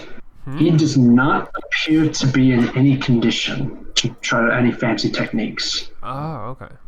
Oh, so he's just gonna be. It's normal. All right, so make your attack, sir. I'll do. So risky to do high in the saddle. Do it. I'll do high in the saddle. I'll do it. I get +5 to attack and then -5 to animal handling. And so. you also have bonus to your checks because of your advantage, inspiration. Yep. So. Well, no, he has 1d6 that he can cast. No. He receives beyond your inspiration. He also receives the regular inspiration, not bardic inspiration. Yeah, the regular. Oh, I see. Ones. Regular. That's 25. That's 25. Sweet. Sorry, 25 is a hit. That's it's a 5 piercing. Gotta make a check to be. Strength save or. Yeah, no, it's gotta make a brace check to avoid getting knocked out of the saddle. DC is equal to 5.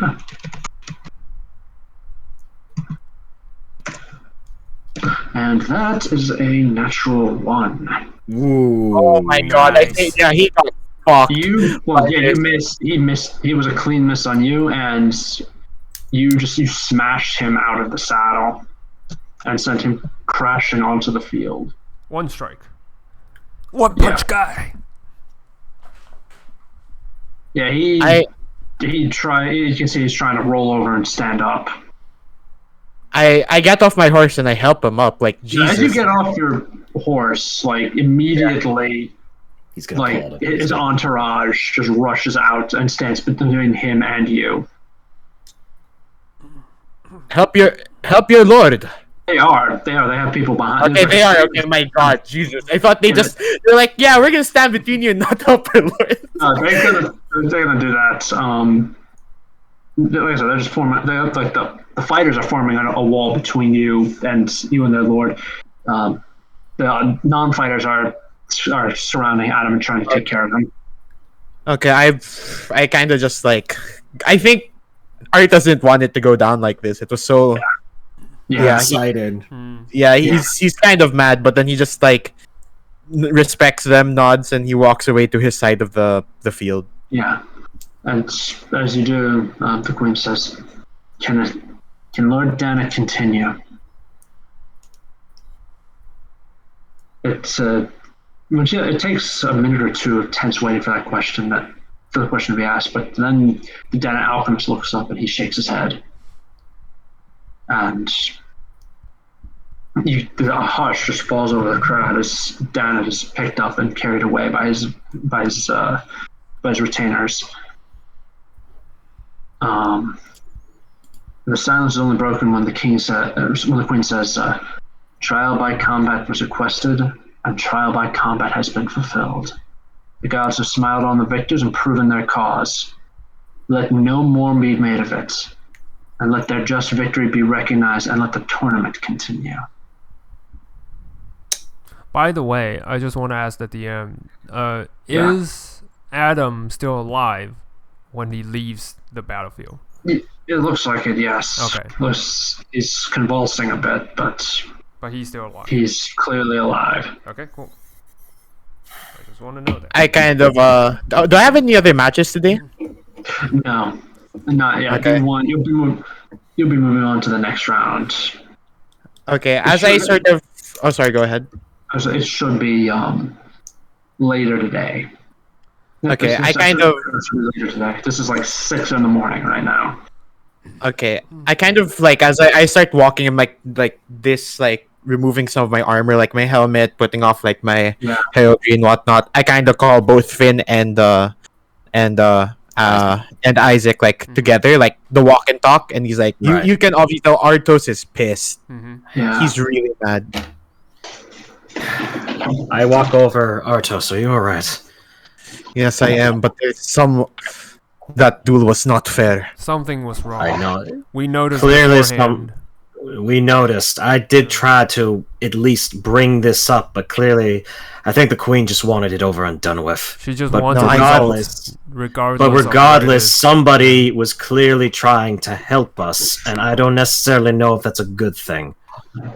Or frame us. For the past few days, I've seen the Dannett train. I know that Adam is more capable than that. He was sick, as you said. I don't like this at all.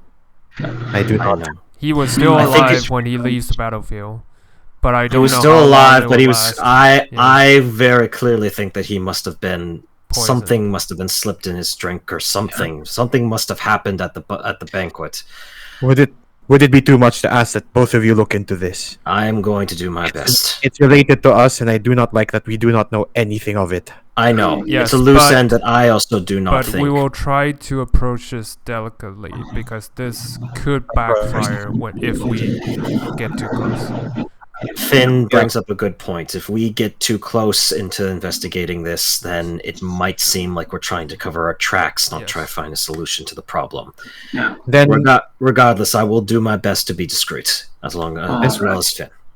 Wait a second.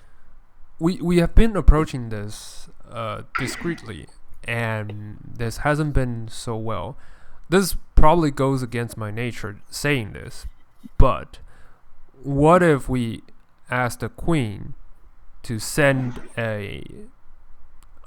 someone to accompany us to see how Adam has been doing?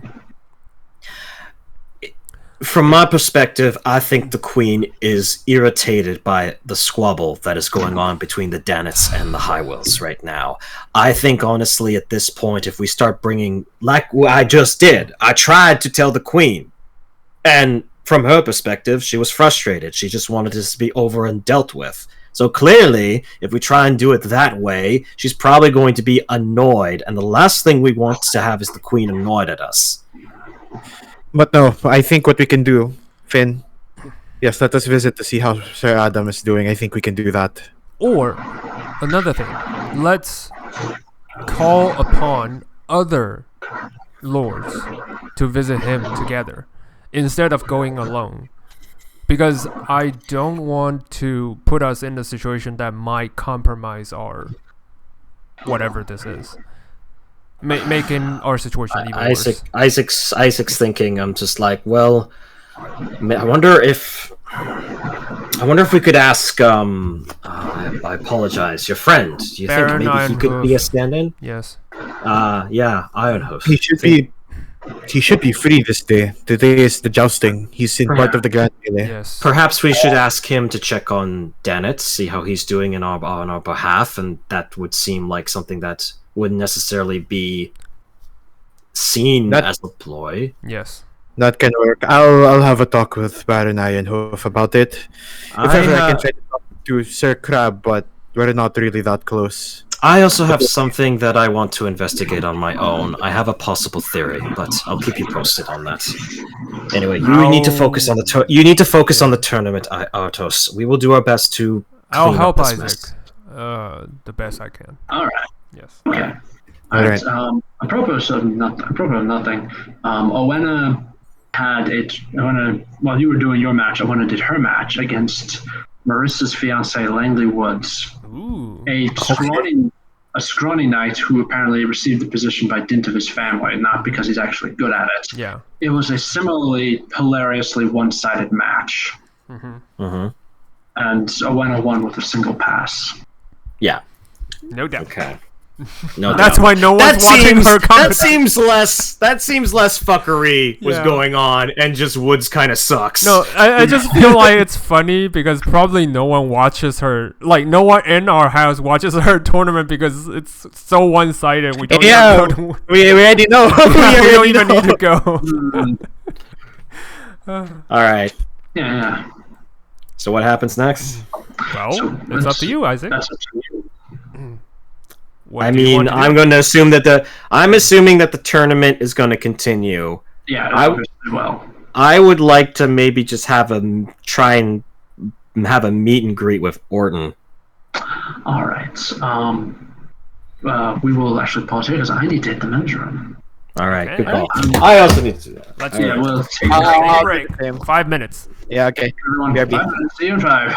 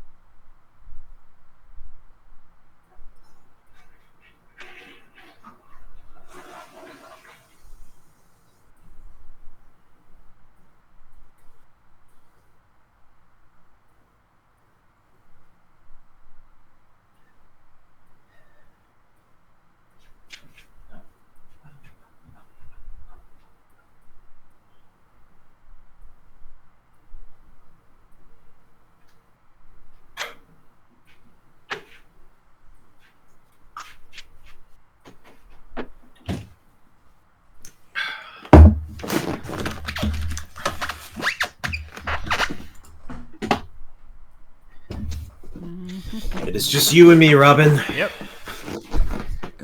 Fuck.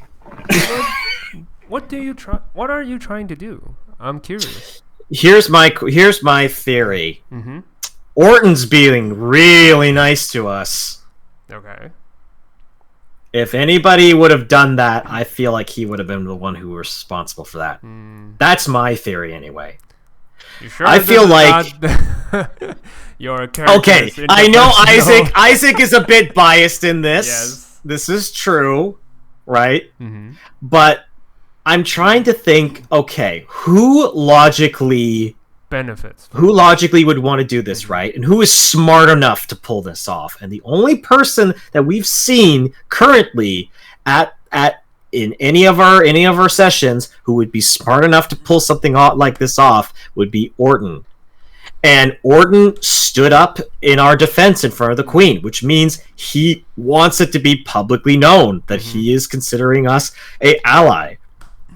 And that makes me think that he has an ulterior motive to this. That makes me also think that he maybe wants us to win the tournament. That's probably why Why though? But the reason is why, and that's what Isaac wants to find out. Okay. Isaac wants to try and figure out why Orton is doing these things, because clearly Orton has a plan. This is the thing. Isaac knows, and this is the thing that Isaac is scared of more than anyone. More than anyone that he has seen so far is that he can't figure out what Orton's deal is, and that makes him a massive threat. People like Dannett, who are just like, they're angry, they're acting out emotionally. Isaac can figure that out. He's figured that out clearly, and he knows that, like, the Dannets don't have anything to do with this, right? They're too emotionally charged. Yes. The problem is that Orton is the kind of character who is very much going to play, shake hands with you with one hand and then hold a dagger in the other. Yes. And I'm just thinking, like, when is that dagger going to come towards us? Right? I know, and it's like I'm trying to think sorry, what were you gonna say? No, it's okay. I just you can finish your sentence.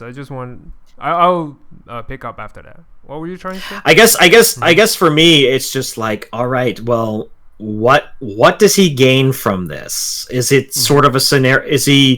Is he trying to put us in a scenario where we get built up so high and we look like, promising house, just to pull the one piece to make it all, crumble in a more disastrous way?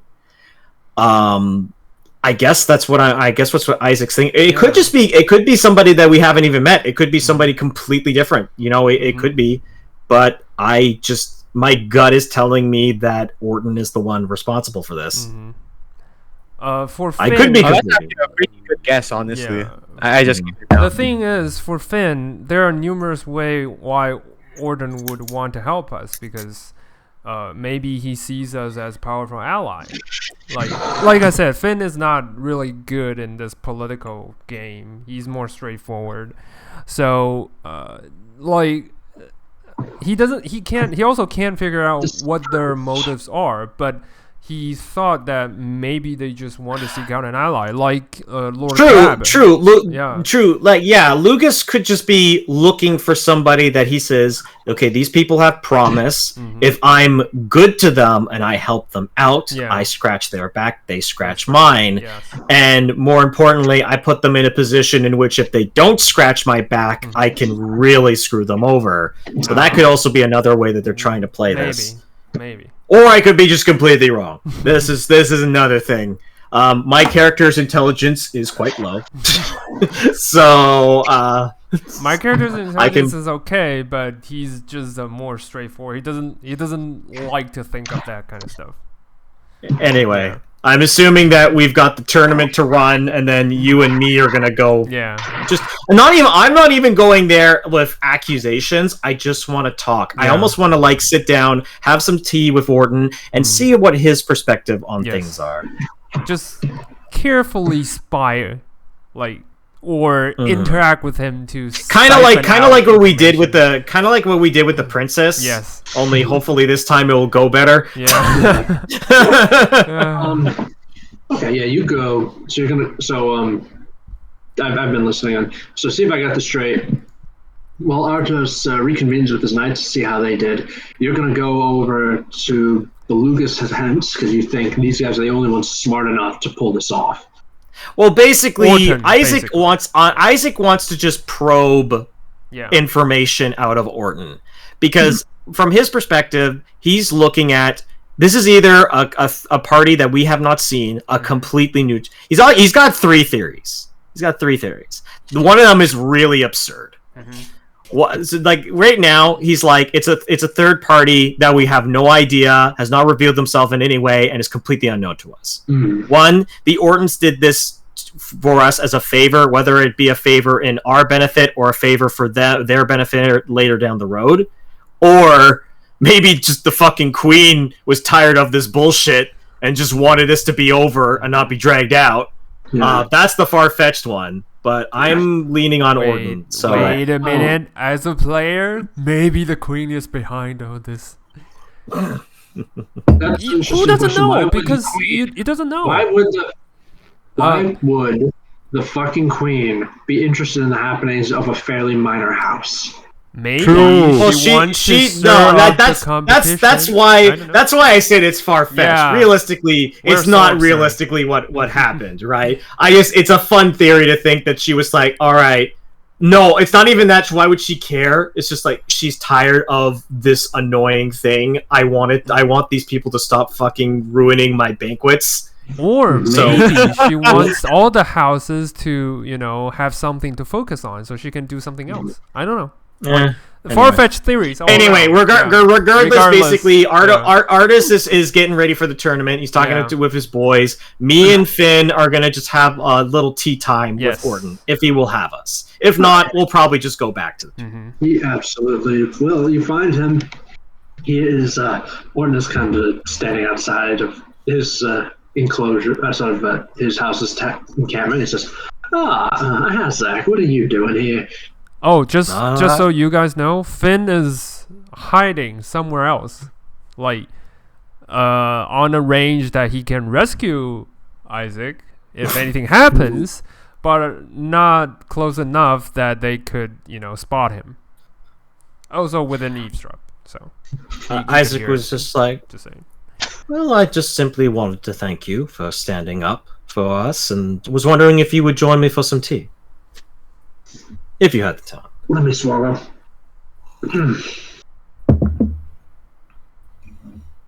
I'm so sorry, just let me swallow here. It's all right. Take your time. Take your time. All right. Yeah, he's okay. The Orton says, "Of course, I'd be more than happy to, but not in my tent. You see, Nathan went up against your Sir Galahad, and he lost in 2 passes. He is not a happy man right now. Let's go somewhere else, perhaps." I'm sure we could find a cafe or something. Yeah, I'm sure there's some places we can go eat. Now, come. As you go, make a perception check, Isaac. And you Okay. too, Fan. Perception. What? Yeah, perception thing. Yeah, okay. Yeah, Mr. Watch. I was like 15. 17. 17. All right. With that, you see coming out from the other side of the camp of the Lucas camp is that elf again, and he's leading a donkey that's got bundles strapped onto its back. He quickly goes. You see him just go back. He gives Marissa Lucas a kiss, and then he leads his donkey back to Crownhold. Suspicious. Sus. That's the booty call. Yes. Yeah, that's the booty call. Yeah. Make an insight check, both of you. Okay. Cool. I don't have great insight. Come on. It's a 9. Yeah. Finn 14. Not terrible. doesn't really Here's a know. question. This is a booty call. Why would isn't Marissa supposed to be married to someone? Yeah, no, we know. That's something that I've been holding. That's been information that I've been holding on to for a while, and I'm trying to figure out how I want to play that card. Didn't I say like we could talk to Langley Woods and like give it like as a Yeah. hey, if you want to get out of this marriage, because I know Langley Woods doesn't want to be married to Marissa, right? Yeah, Marissa Right. the Black Widow. Uh, Yes. Yeah, so maybe if he has something in exchange, hey, we have one way out of this marriage that you don't want to be in. A scandal. Right. Yeah. Scandal. All right. But you go find it. He leads you to a nice small place, a small cafe. You eat. As you're eating there,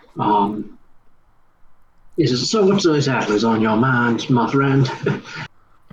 A lot lately. I heard about your stunning victory. It seems the gods smiled warmly upon you today. Yeah, they certainly did. I mean, by then I've heard all the bizarre rumors about what happened to the poor boy.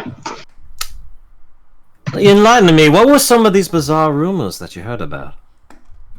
Oh, they range from, he sucks at jousting, to, he had a fit of madness, he's sick, he's been poisoned, they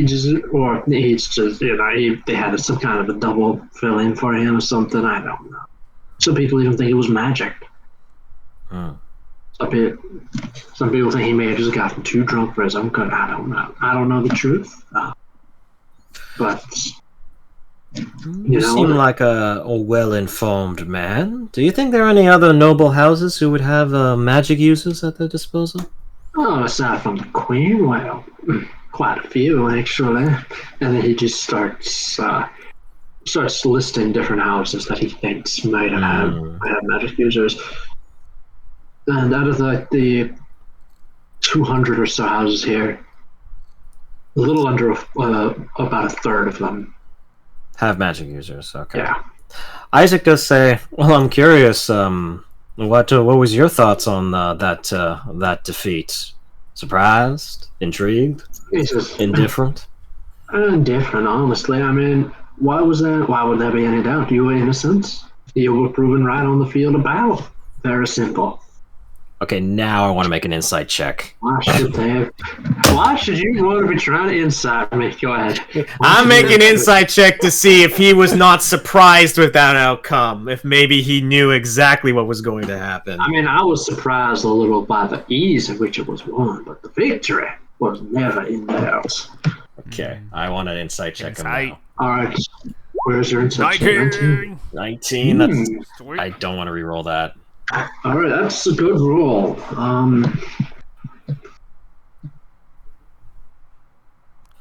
If only he was know not. zone of truth. Okay. Damn it. He's telling the truth. He was not surprised by that outcome at all. Okay. He said he believe he has no reason. He has no reason to lie. Like you said, he definitely seemed to think you were innocent at the feast. And so he's really not that surprised that that trial by combat ended in your favor. Mm-hmm. All right. I'll trust what the insight says. And however, okay. You do remember that when he, what drew your attention to the elf leaving was he happened to glance in that direction. You happened to see him glance in that direction. That's what drew your attention to that area. You looked there reflexively, and then that's when you saw the elf leave. You think maybe he was worried about that elf? What was he thinking about that elf? Who is that elf? Isaac kind of goes. Who is that? Why is a 7-foot-tall, knife-eared humanoid who is completely white from head to toe, except for pure black eyes, visiting with a donkey? Isaac kind of looks and goes, "You seem distracted, Orton." And by what exactly? This was like 10 minutes ago, by the way. I know. About what? I mean, we're having a conversation. If I were distracted, would I be able to speak as eloquently as I am now? You know what? You've got me there. As we continue to discuss the tournament and whatnot, I have a curiosity. How is Marissa doing these days? No, she is doing quite fine. She saw what happened to her fiance, and it upset her a little bit. Then again, she's not exactly marrying him for his jousting ability. Of course. I'm curious. Did she ever come up to you with candidates, perhaps people that she found interesting? I don't know. Oh no, she absolutely did, but none of them were interested. It took some convincing to get the Woods to do it. I mean, who wants to marry the Black Widow of House Lucas? That's true. He just scratches his cheek and go, No elves, perhaps? No, what do you mean by that?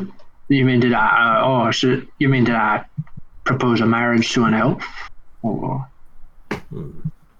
anything is possible in this day and age. Is it? No, I did not. I did not. I mean, wait. Why would I? Just want to ask the DM: isn't elves like an abnormality or like really, really rare? Yes. Creature. So. Yes. Mm-hmm.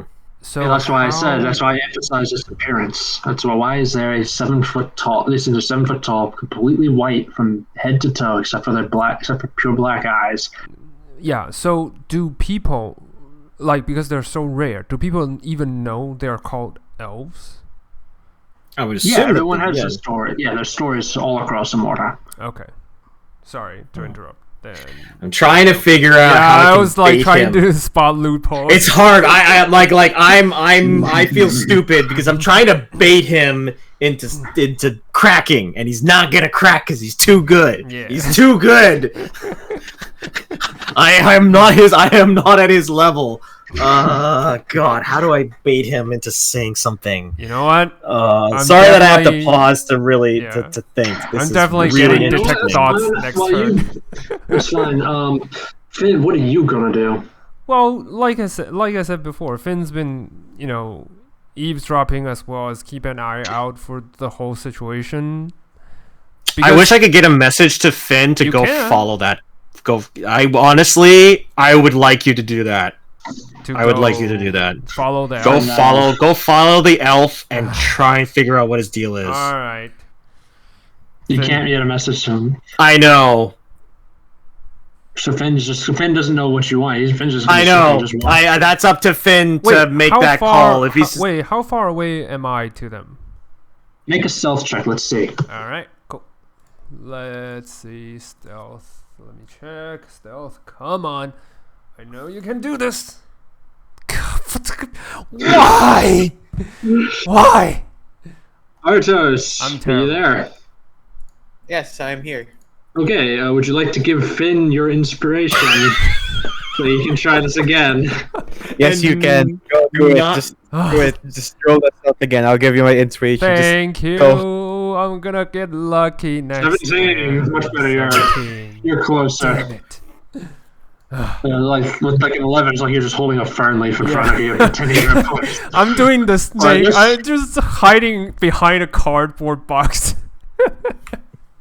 Yeah, this one though, you've actually with a 17, you're sitting at the table right behind Isaac, disguised as as a customer. Okay. nice. Yeah, so Isaac he can lean back, just stretch after having a great cup of wine, just stretch and quickly whisper, "I'm the Lucas elf." That is pretty much what I'm gonna try. Mm-hmm. Then make Don't you have a make a message for a stealth. spell? No, it does not. Okay. What, me? Yeah. I have message. I can cast message. Then just Okay, then message me. yeah. Yeah. Make it. Hang on, let me check the components for that spell here. Yeah, that's a good question. Hold on. Because if it's got a verbal component, Yeah, it does have a verbal component. I can't really do that yeah, subtly. you Never can't. mind. Nope. I need a short piece of. I'm just gonna pull out a wire. Just don't like me. I like to stretch with a short piece of copper wire, and then. make a stealth check, actually, Isaac. Or he can respond to me, but I don't know what I'm gonna say to him. Damn it.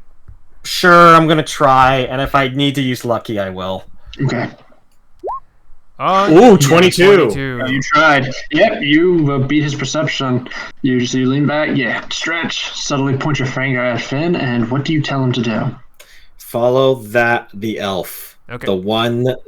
Yeah, the donkey. I'm assuming that I told Finn about this booty call thing. We all before. spotted it. Yeah, you know about and it. me, Yeah, we all yeah. saw it. Okay. I'm gonna say, that's what I'm gonna say. Follow the elf. Just leave me Alrighty. be. I will be fine. I message him back. All Got it. right. Yep. I know. Alright, so And Isaac at this point is like, I can't prod him any further. I don't have enough cards in my hand yet, so I'm just gonna converse with him about bullshit, essentially. small Small talk. talk. Yeah. Talk small. All right. So meanwhile, Ardos, you arrive at the next round of the tournament just in time to watch one of your foxhounds go crushing to victory. Nice. That's my boys. Go Foxhounds. Yep. Hywel for the win. Man, we should have invested into making Foxhound merch. That we got t-shirts Heinous, and yes. coffee mugs. Yes. Yeah. So we could, Baseball cap. So, Yes. Oh, baseball caps, of course. My bad. yeah, caps, shirt, official t-shirt, official pants, Yeah. official boots, Yeah. official sports scrubs. Yeah. The foam like fingers. Scarves. Foam You know fingers. that. Yeah. Foam fingers. Yes. Yeah, just like Nice. one of the Foxhound actually comments on that. So yeah, we should have made some merchandise or something to sell for us. We could have made a killing. Yeah. And then a peasant nearby says, "You already did that." dude. You already made the killing. I'm gonna punch his. You already made it. Oh god, that took me a second. Yeah. The knight the foxhound just pulls out his gauntlet and flings it at the pheasant who runs away. All right, Artos, you got this. Okay. All right, yeah. So you watch your foxhounds make it, except for one. Uh-oh. Who is the one who does not make it? Who is the unlucky bat? Who is the unlucky knight who faces Hywel the Rock? Uh-oh. Do I have to pick a named foxhound, or can I just give like a random name? You can name. You're going to name a foxhound. Name a foxhound. Okay. You can randomly name this dude. Ronald. Yeah, I'll. Whatever. Yeah, we have not made actually any names yet. Hang on. Yeah. So I'm going to put a separate thing here. Foxhound. Poor Bob. Foxhound. He's gonna So die. this is. Yeah, this is just a list of the members of the foxhounds. Let's see here. Alright, so we have. We can. It's gonna be a girl. I think a female to go along with Owena. Her name is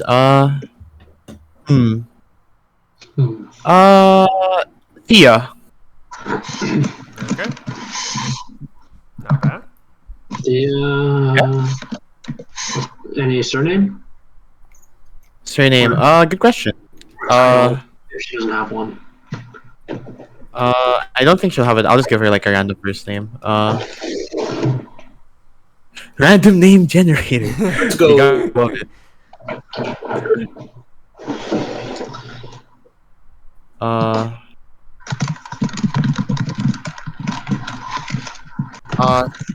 Thea Rayner. There you go. Nice. Rare, okay. Species? Human comes into mind first, so there you go. Yeah, so she is a human. Alright, yeah, you arrive, you watch her. They have been going at it for 2 passes now, just completely splintered their lances. Your 3rd pass, however, sees Sir Hywel as the victor. And he sends her sprawling. He sends Thea sprawling onto the ground. Oh shit! I hope she's okay. Yeah, she's fine. She's badly bruised. But she'll Fortunately, live. Nice. yeah, she'll live. Cool. Yeah. One thing about Hywel, he does have a sense of honor. He is not going to cheat. He's going to win, but he's going to win because he is better than you, not because he's a cheater. He cheats with his attributes. The DM gives him attributes. Yeah, Thea. Can you get the drug check, please? I think this guy's. I think DM dosed his strings to boost his attributes.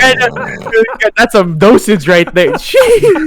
As Thea is helped off the field, she just says, "Okay, guys, new rule. If you're better than me, you're a cheater." Nice. Nice. Yeah. So, all right. We're gonna go back to Finn. Make an investigation check, Finn. Oh, thank God. Come on. Finn, you can do better than this. I've been rolling terribly. Okay, 18. Okay, Not 18. bad. Yeah, investigation. Yeah, it takes some time. It's not hard to pick up the trail. Elves are extremely rare in Immorta. Okay. So you were able to follow this elf. It does take a while though to follow his trail, figure out where he's going, because he's taking a very roundabout trail. That's interesting. Okay. Yeah, clearly he's trying to lose any followers. But isn't Although that hard? Because he's a really rare species. Yeah, Well, that's true. he can be stealthy, just like pick a right corner and stuff like that. Yeah, or I mean, because he's going through fairly populated areas, and maybe he's trying to meet people. Yeah.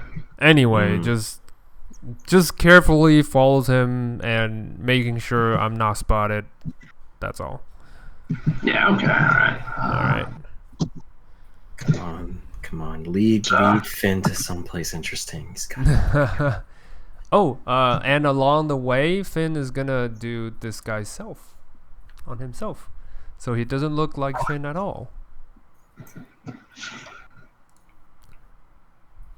He looks like some generic NPC. Yes, some Generico. Yeah, some run-of-the-mill peasants.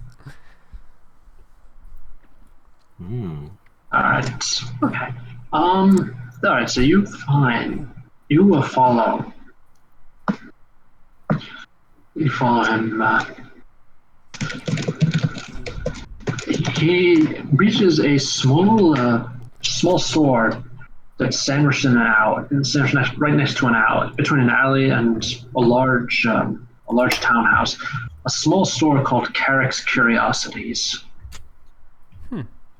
Okay. And you see him. You arrive just in time to see him take the donkey down the alley. All right. Okay. Sorry. Carefully. Okay. Sneak peek. Do I see? Yeah, you see him. You see him tie the donkey up to a post, and then just begin to carefully unload the donkey's back and take it into a back door into the shop. Okay. Okay. Can I? Is there any place I can hide behind as covers? You know, duck behind it in this alleyway, like crates, something. Yeah, there's a cart. Okay, cool. There's one with carts. Make a stealth check. All right, come on. 17. Okay. Not terrible. terrible. Not terrible. Let me pull up this. Let me pull up our knife-eared friend's stats. Oh God. What is his perception? You got a 17. All right, yeah, you were hide. He is suspecting nothing. He just calmly unloads his donkey, and he takes it around back. All right. When you I want to use the, I want to time his entrance and exit. The gap. I want to use that gap and carefully take something from the donkey to see what it is. Take a look, not directly taking something off of it, but more like taking a look. Take a peek in his bag. Yes. Okay. Yeah, you go up, you take a quick peek into the bag, and it looks like alcohol. Very, very pungent smelling alcohol too. I'm gonna quickly grab one. Just stuff it in. Just is it like a bottled alcohol or? Okay. It's a bottle, yeah. Okay. I'm gonna quickly grab one and stuff it into my bag and you duck behind the crate again. Before he comes out. Yeah. He comes back out, keeps unloading. He's not suspecting anything. Okay. But yeah, then there's a stable built into the back of this house, of this shop. So he takes the donkey to that stable and stables him there before going into the shop, humming to himself. Okay. And if that's the case, I'm gonna wait until he parks the donkey, go back into the shop about 2 minutes or so, and then I'm carefully approaching the back door. The back door is locked. Okay, I'm gonna unlock it. Come on, thieves door. I trust in fucking No! I don't have inspiration for that. I'm sorry. Yeah. Oh, Jesus. You fiddle with it for a bit. It's stuck. You're able to pull it out, but you realize you made noise. You hear footsteps from the side. Get out of there. I'm just getting out of there. Yeah. You clear out. You're able to clear out in time. Okay. So now you know where he is, and you also have a possible name. All right. Carrick.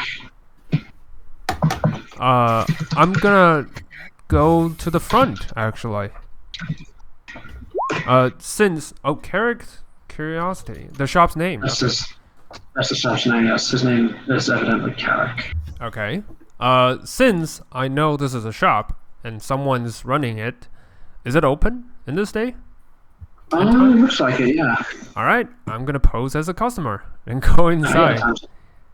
Time's about 9 o'clock. You go inside. It is full of Customers, right? Feywild products.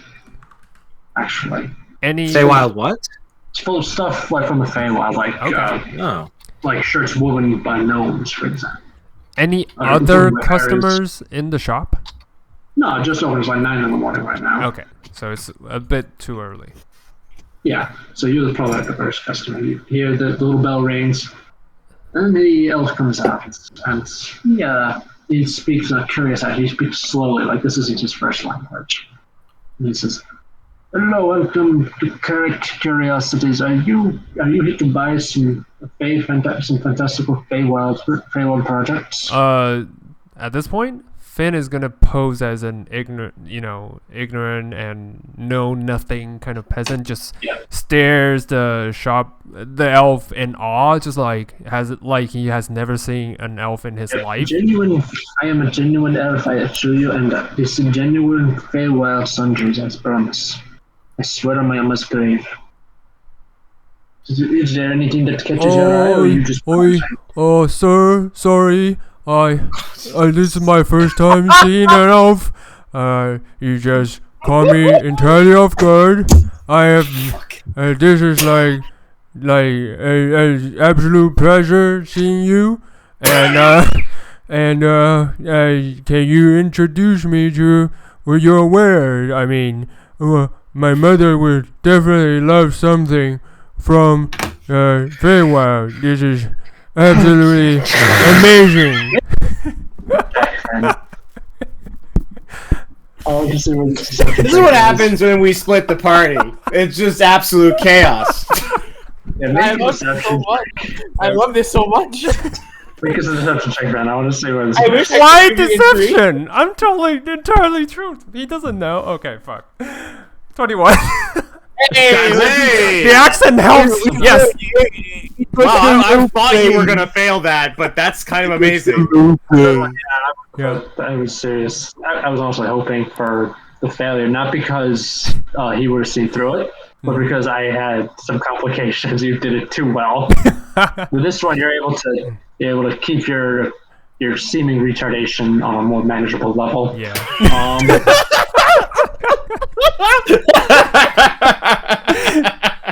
That's amazing, sir. Jesus. Yes. They all takes a look at you and then decides, no, you are in fact a legitimate customer. You are not someone who needs. You're not a retard who needs a wrangler. You are not someone who escaped from the local loony bin. Yeah. You are possibly a legitimate customer, so he is going to be very polite. Yeah. Yes. Sir, I promise you, I do have money, as they say. I know this kind of sounds terrible as a... Yeah, but... What exactly are you looking for? I mean, a present for my mother. I don't really know what to buy to her. I recommend, of course, this. I recommend the Feywild flower. It does not wilt even in the winter time. Oh, is that so? Oh. I'm having too much fun with this. Jesus Christ. We're getting a lot of intel. Yeah. Okay. So I'm gonna spare everyone else the pain, and just say that Finn is trying to continue this disguise and lure the shopkeeper to tell him all about like his shop. Like he's trying to pose at like I said, ignorant customer, and tries to eagerly learn everything that there is. Yeah, kind of like, hey, I this is my first time in this in your shop. Yeah. You know, give me the grand tour. Tell me what it's about. What about you? Like how a noble elf would enter a realm like this or whatever. Yeah, you know. Yeah, Carrick is happy to tell you. Okay. His is a sad story. A deposed noble elf forced to sell products to humans to survive. Okay. Unfortunately, things in the Feywild that are considered mundane, boring, even worthless, are worth quite a bit of money out here. So he's done quite well for himself. Okay. So he only wants to sell stuff, make trades, but accidentally makes a bunch of money, basically. And yes, and honored customer, he would be happy to sell you this genuine elf-crafted bowl. Can I insight check to see if he's telling me useless? Shit? Is everything here like a bunch of bullshit? Yeah. I guess check. Come on, I'm terrible at insight, but it's a 13. Please tell me it's... No, the products are genuine. Okay. Or maybe you rolled low and I'm just saying. And anyway, he believes it. No, they're genuine. As far as you can tell, the products are genuine. Yeah, his story is, well, you really have no way to prove it one way or the other. Okay. When we're talking and he's telling us his story, I'm getting a quick glance of the entire floor plan. Do I see anything that might pique someone's interest? Like, maybe I spotted some door hidden. Yeah, there's doors into the back, windows, stuff or like something. Back, there's stairs that lead up to presumably where his living quarters are. Okay, so it's living quarters, not another floor with merchandise.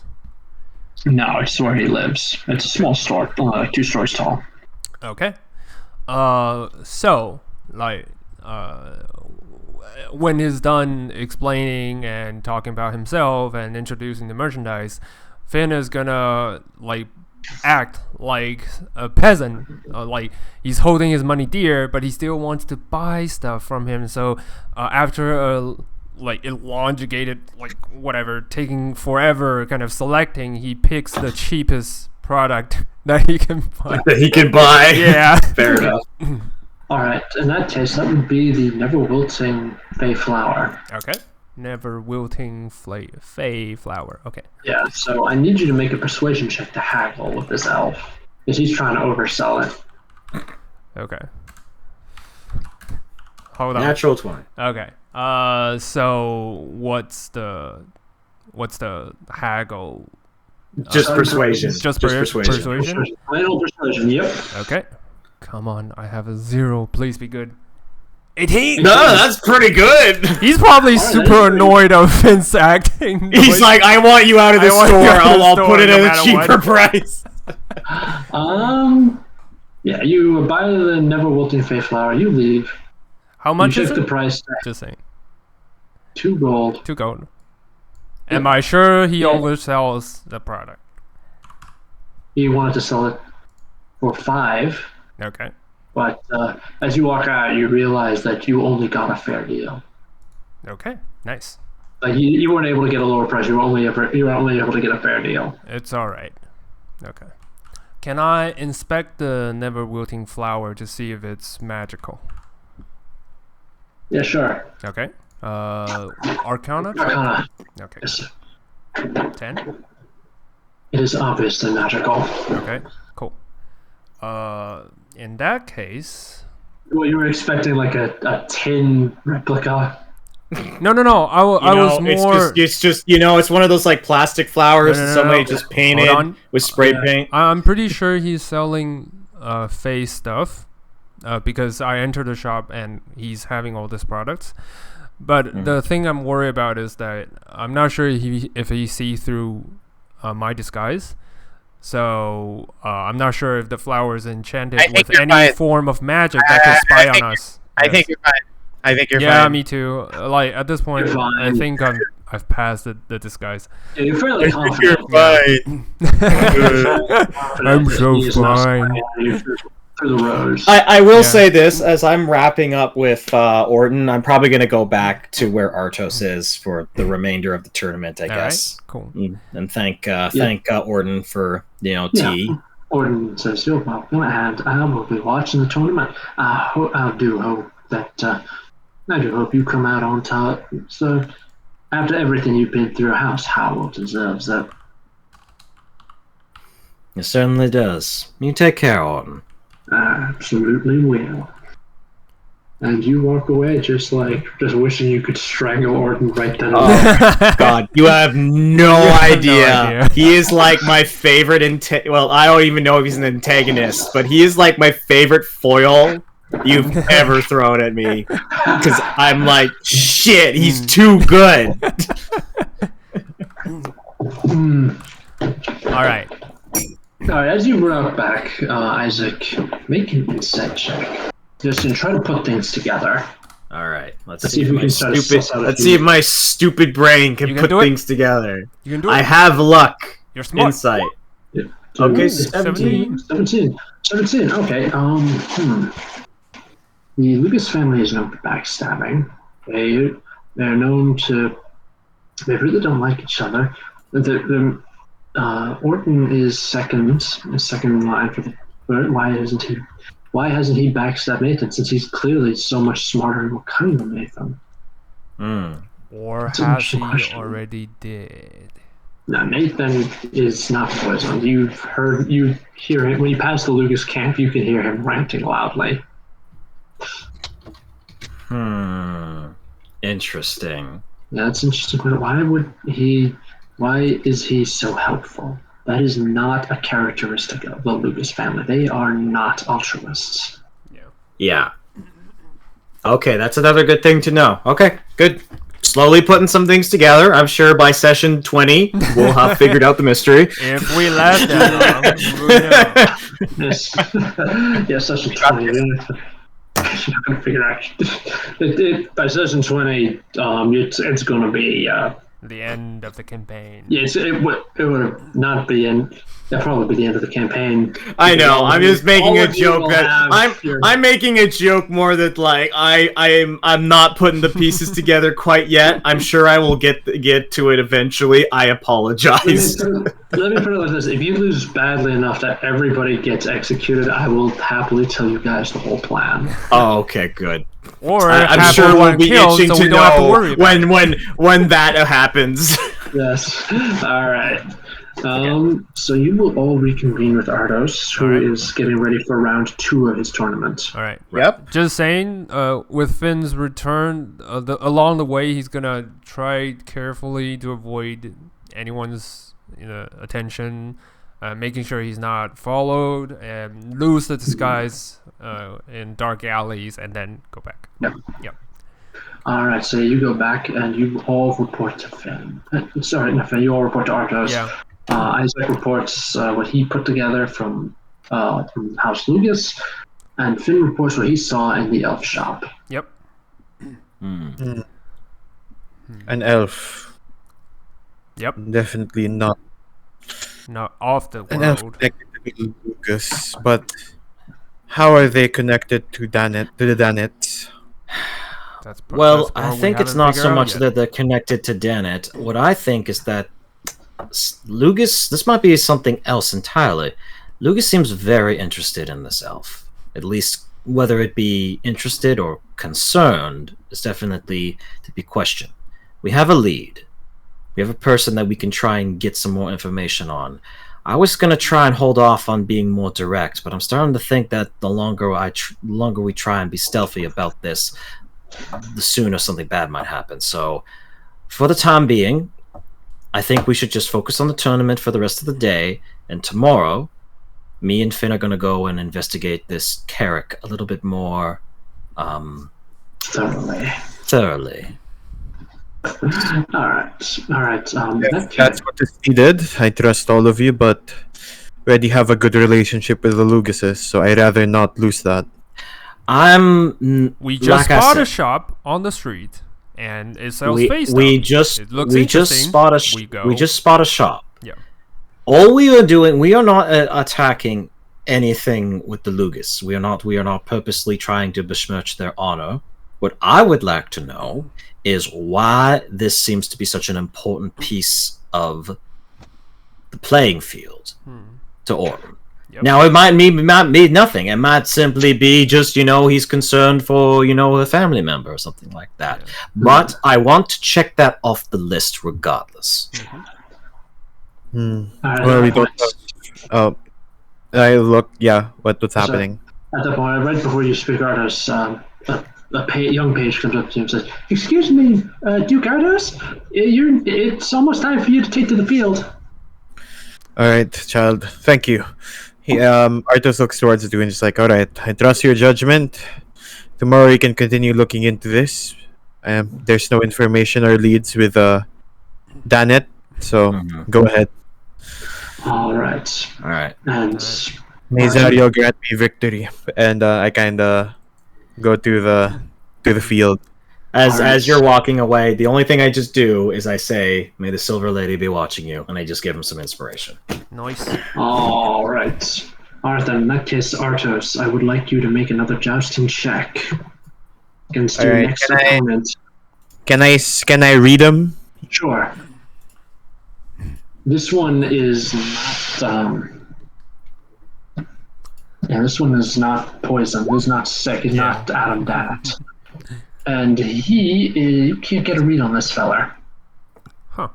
Okay. Alright, I'm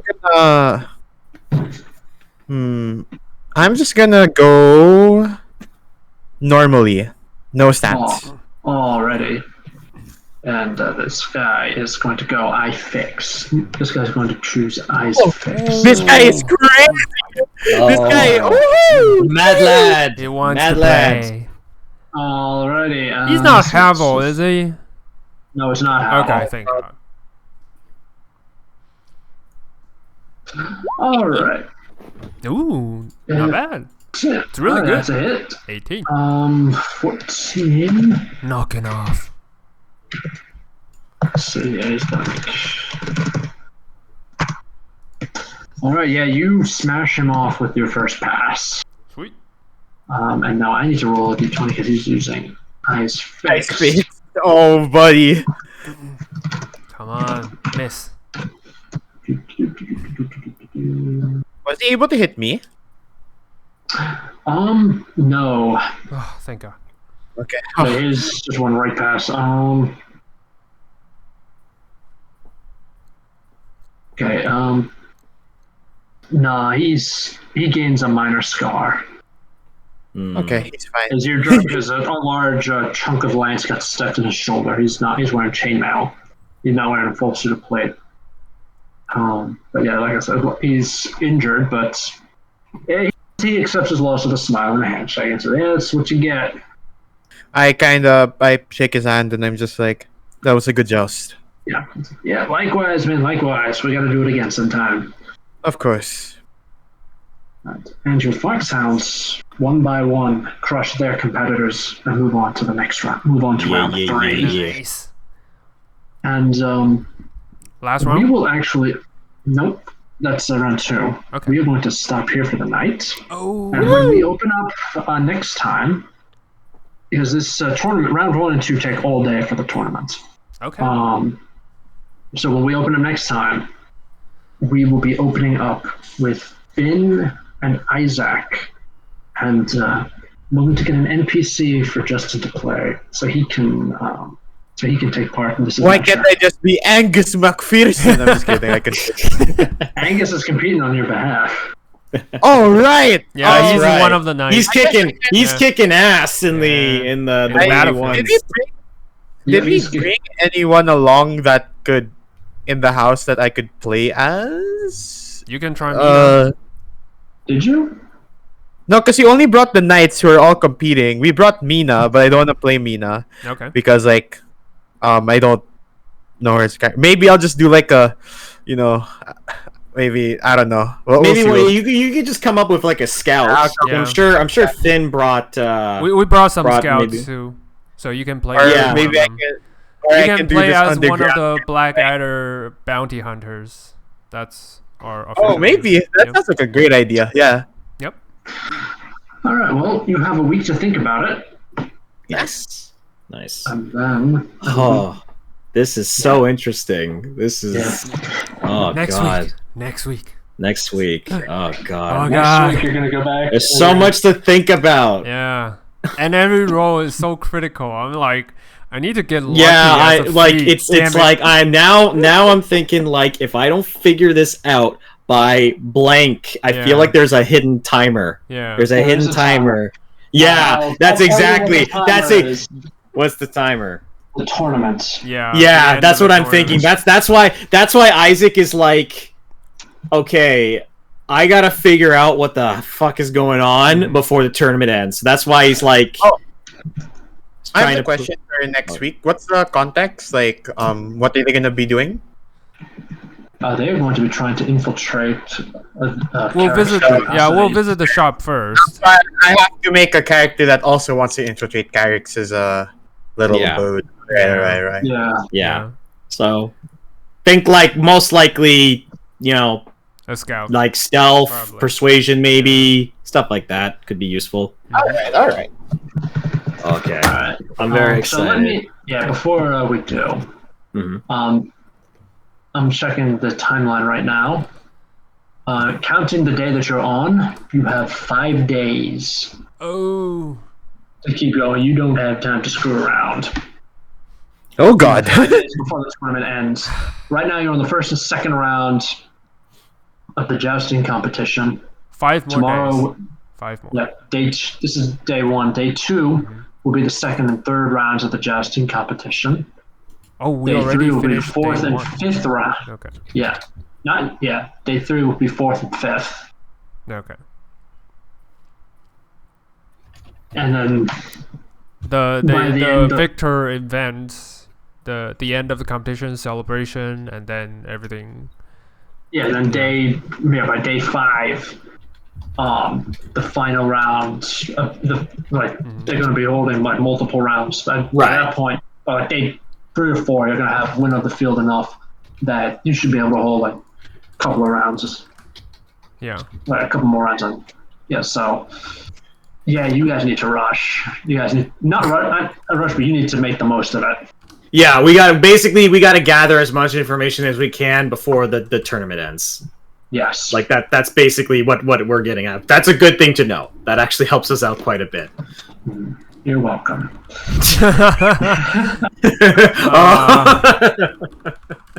Yeah, what's the DM gonna do now, though? Oh God.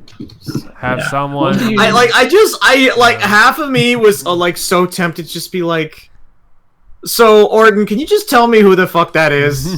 just put all pretenses off the table. I don't want to be deceptive anymore. Okay, who's that guy? Who's that guy? Who's Marissa fucking? Like, come on. Who's Marissa? Okay. Yeah, come on. You can tell me. You can tell your bro. Bro, you can tell me.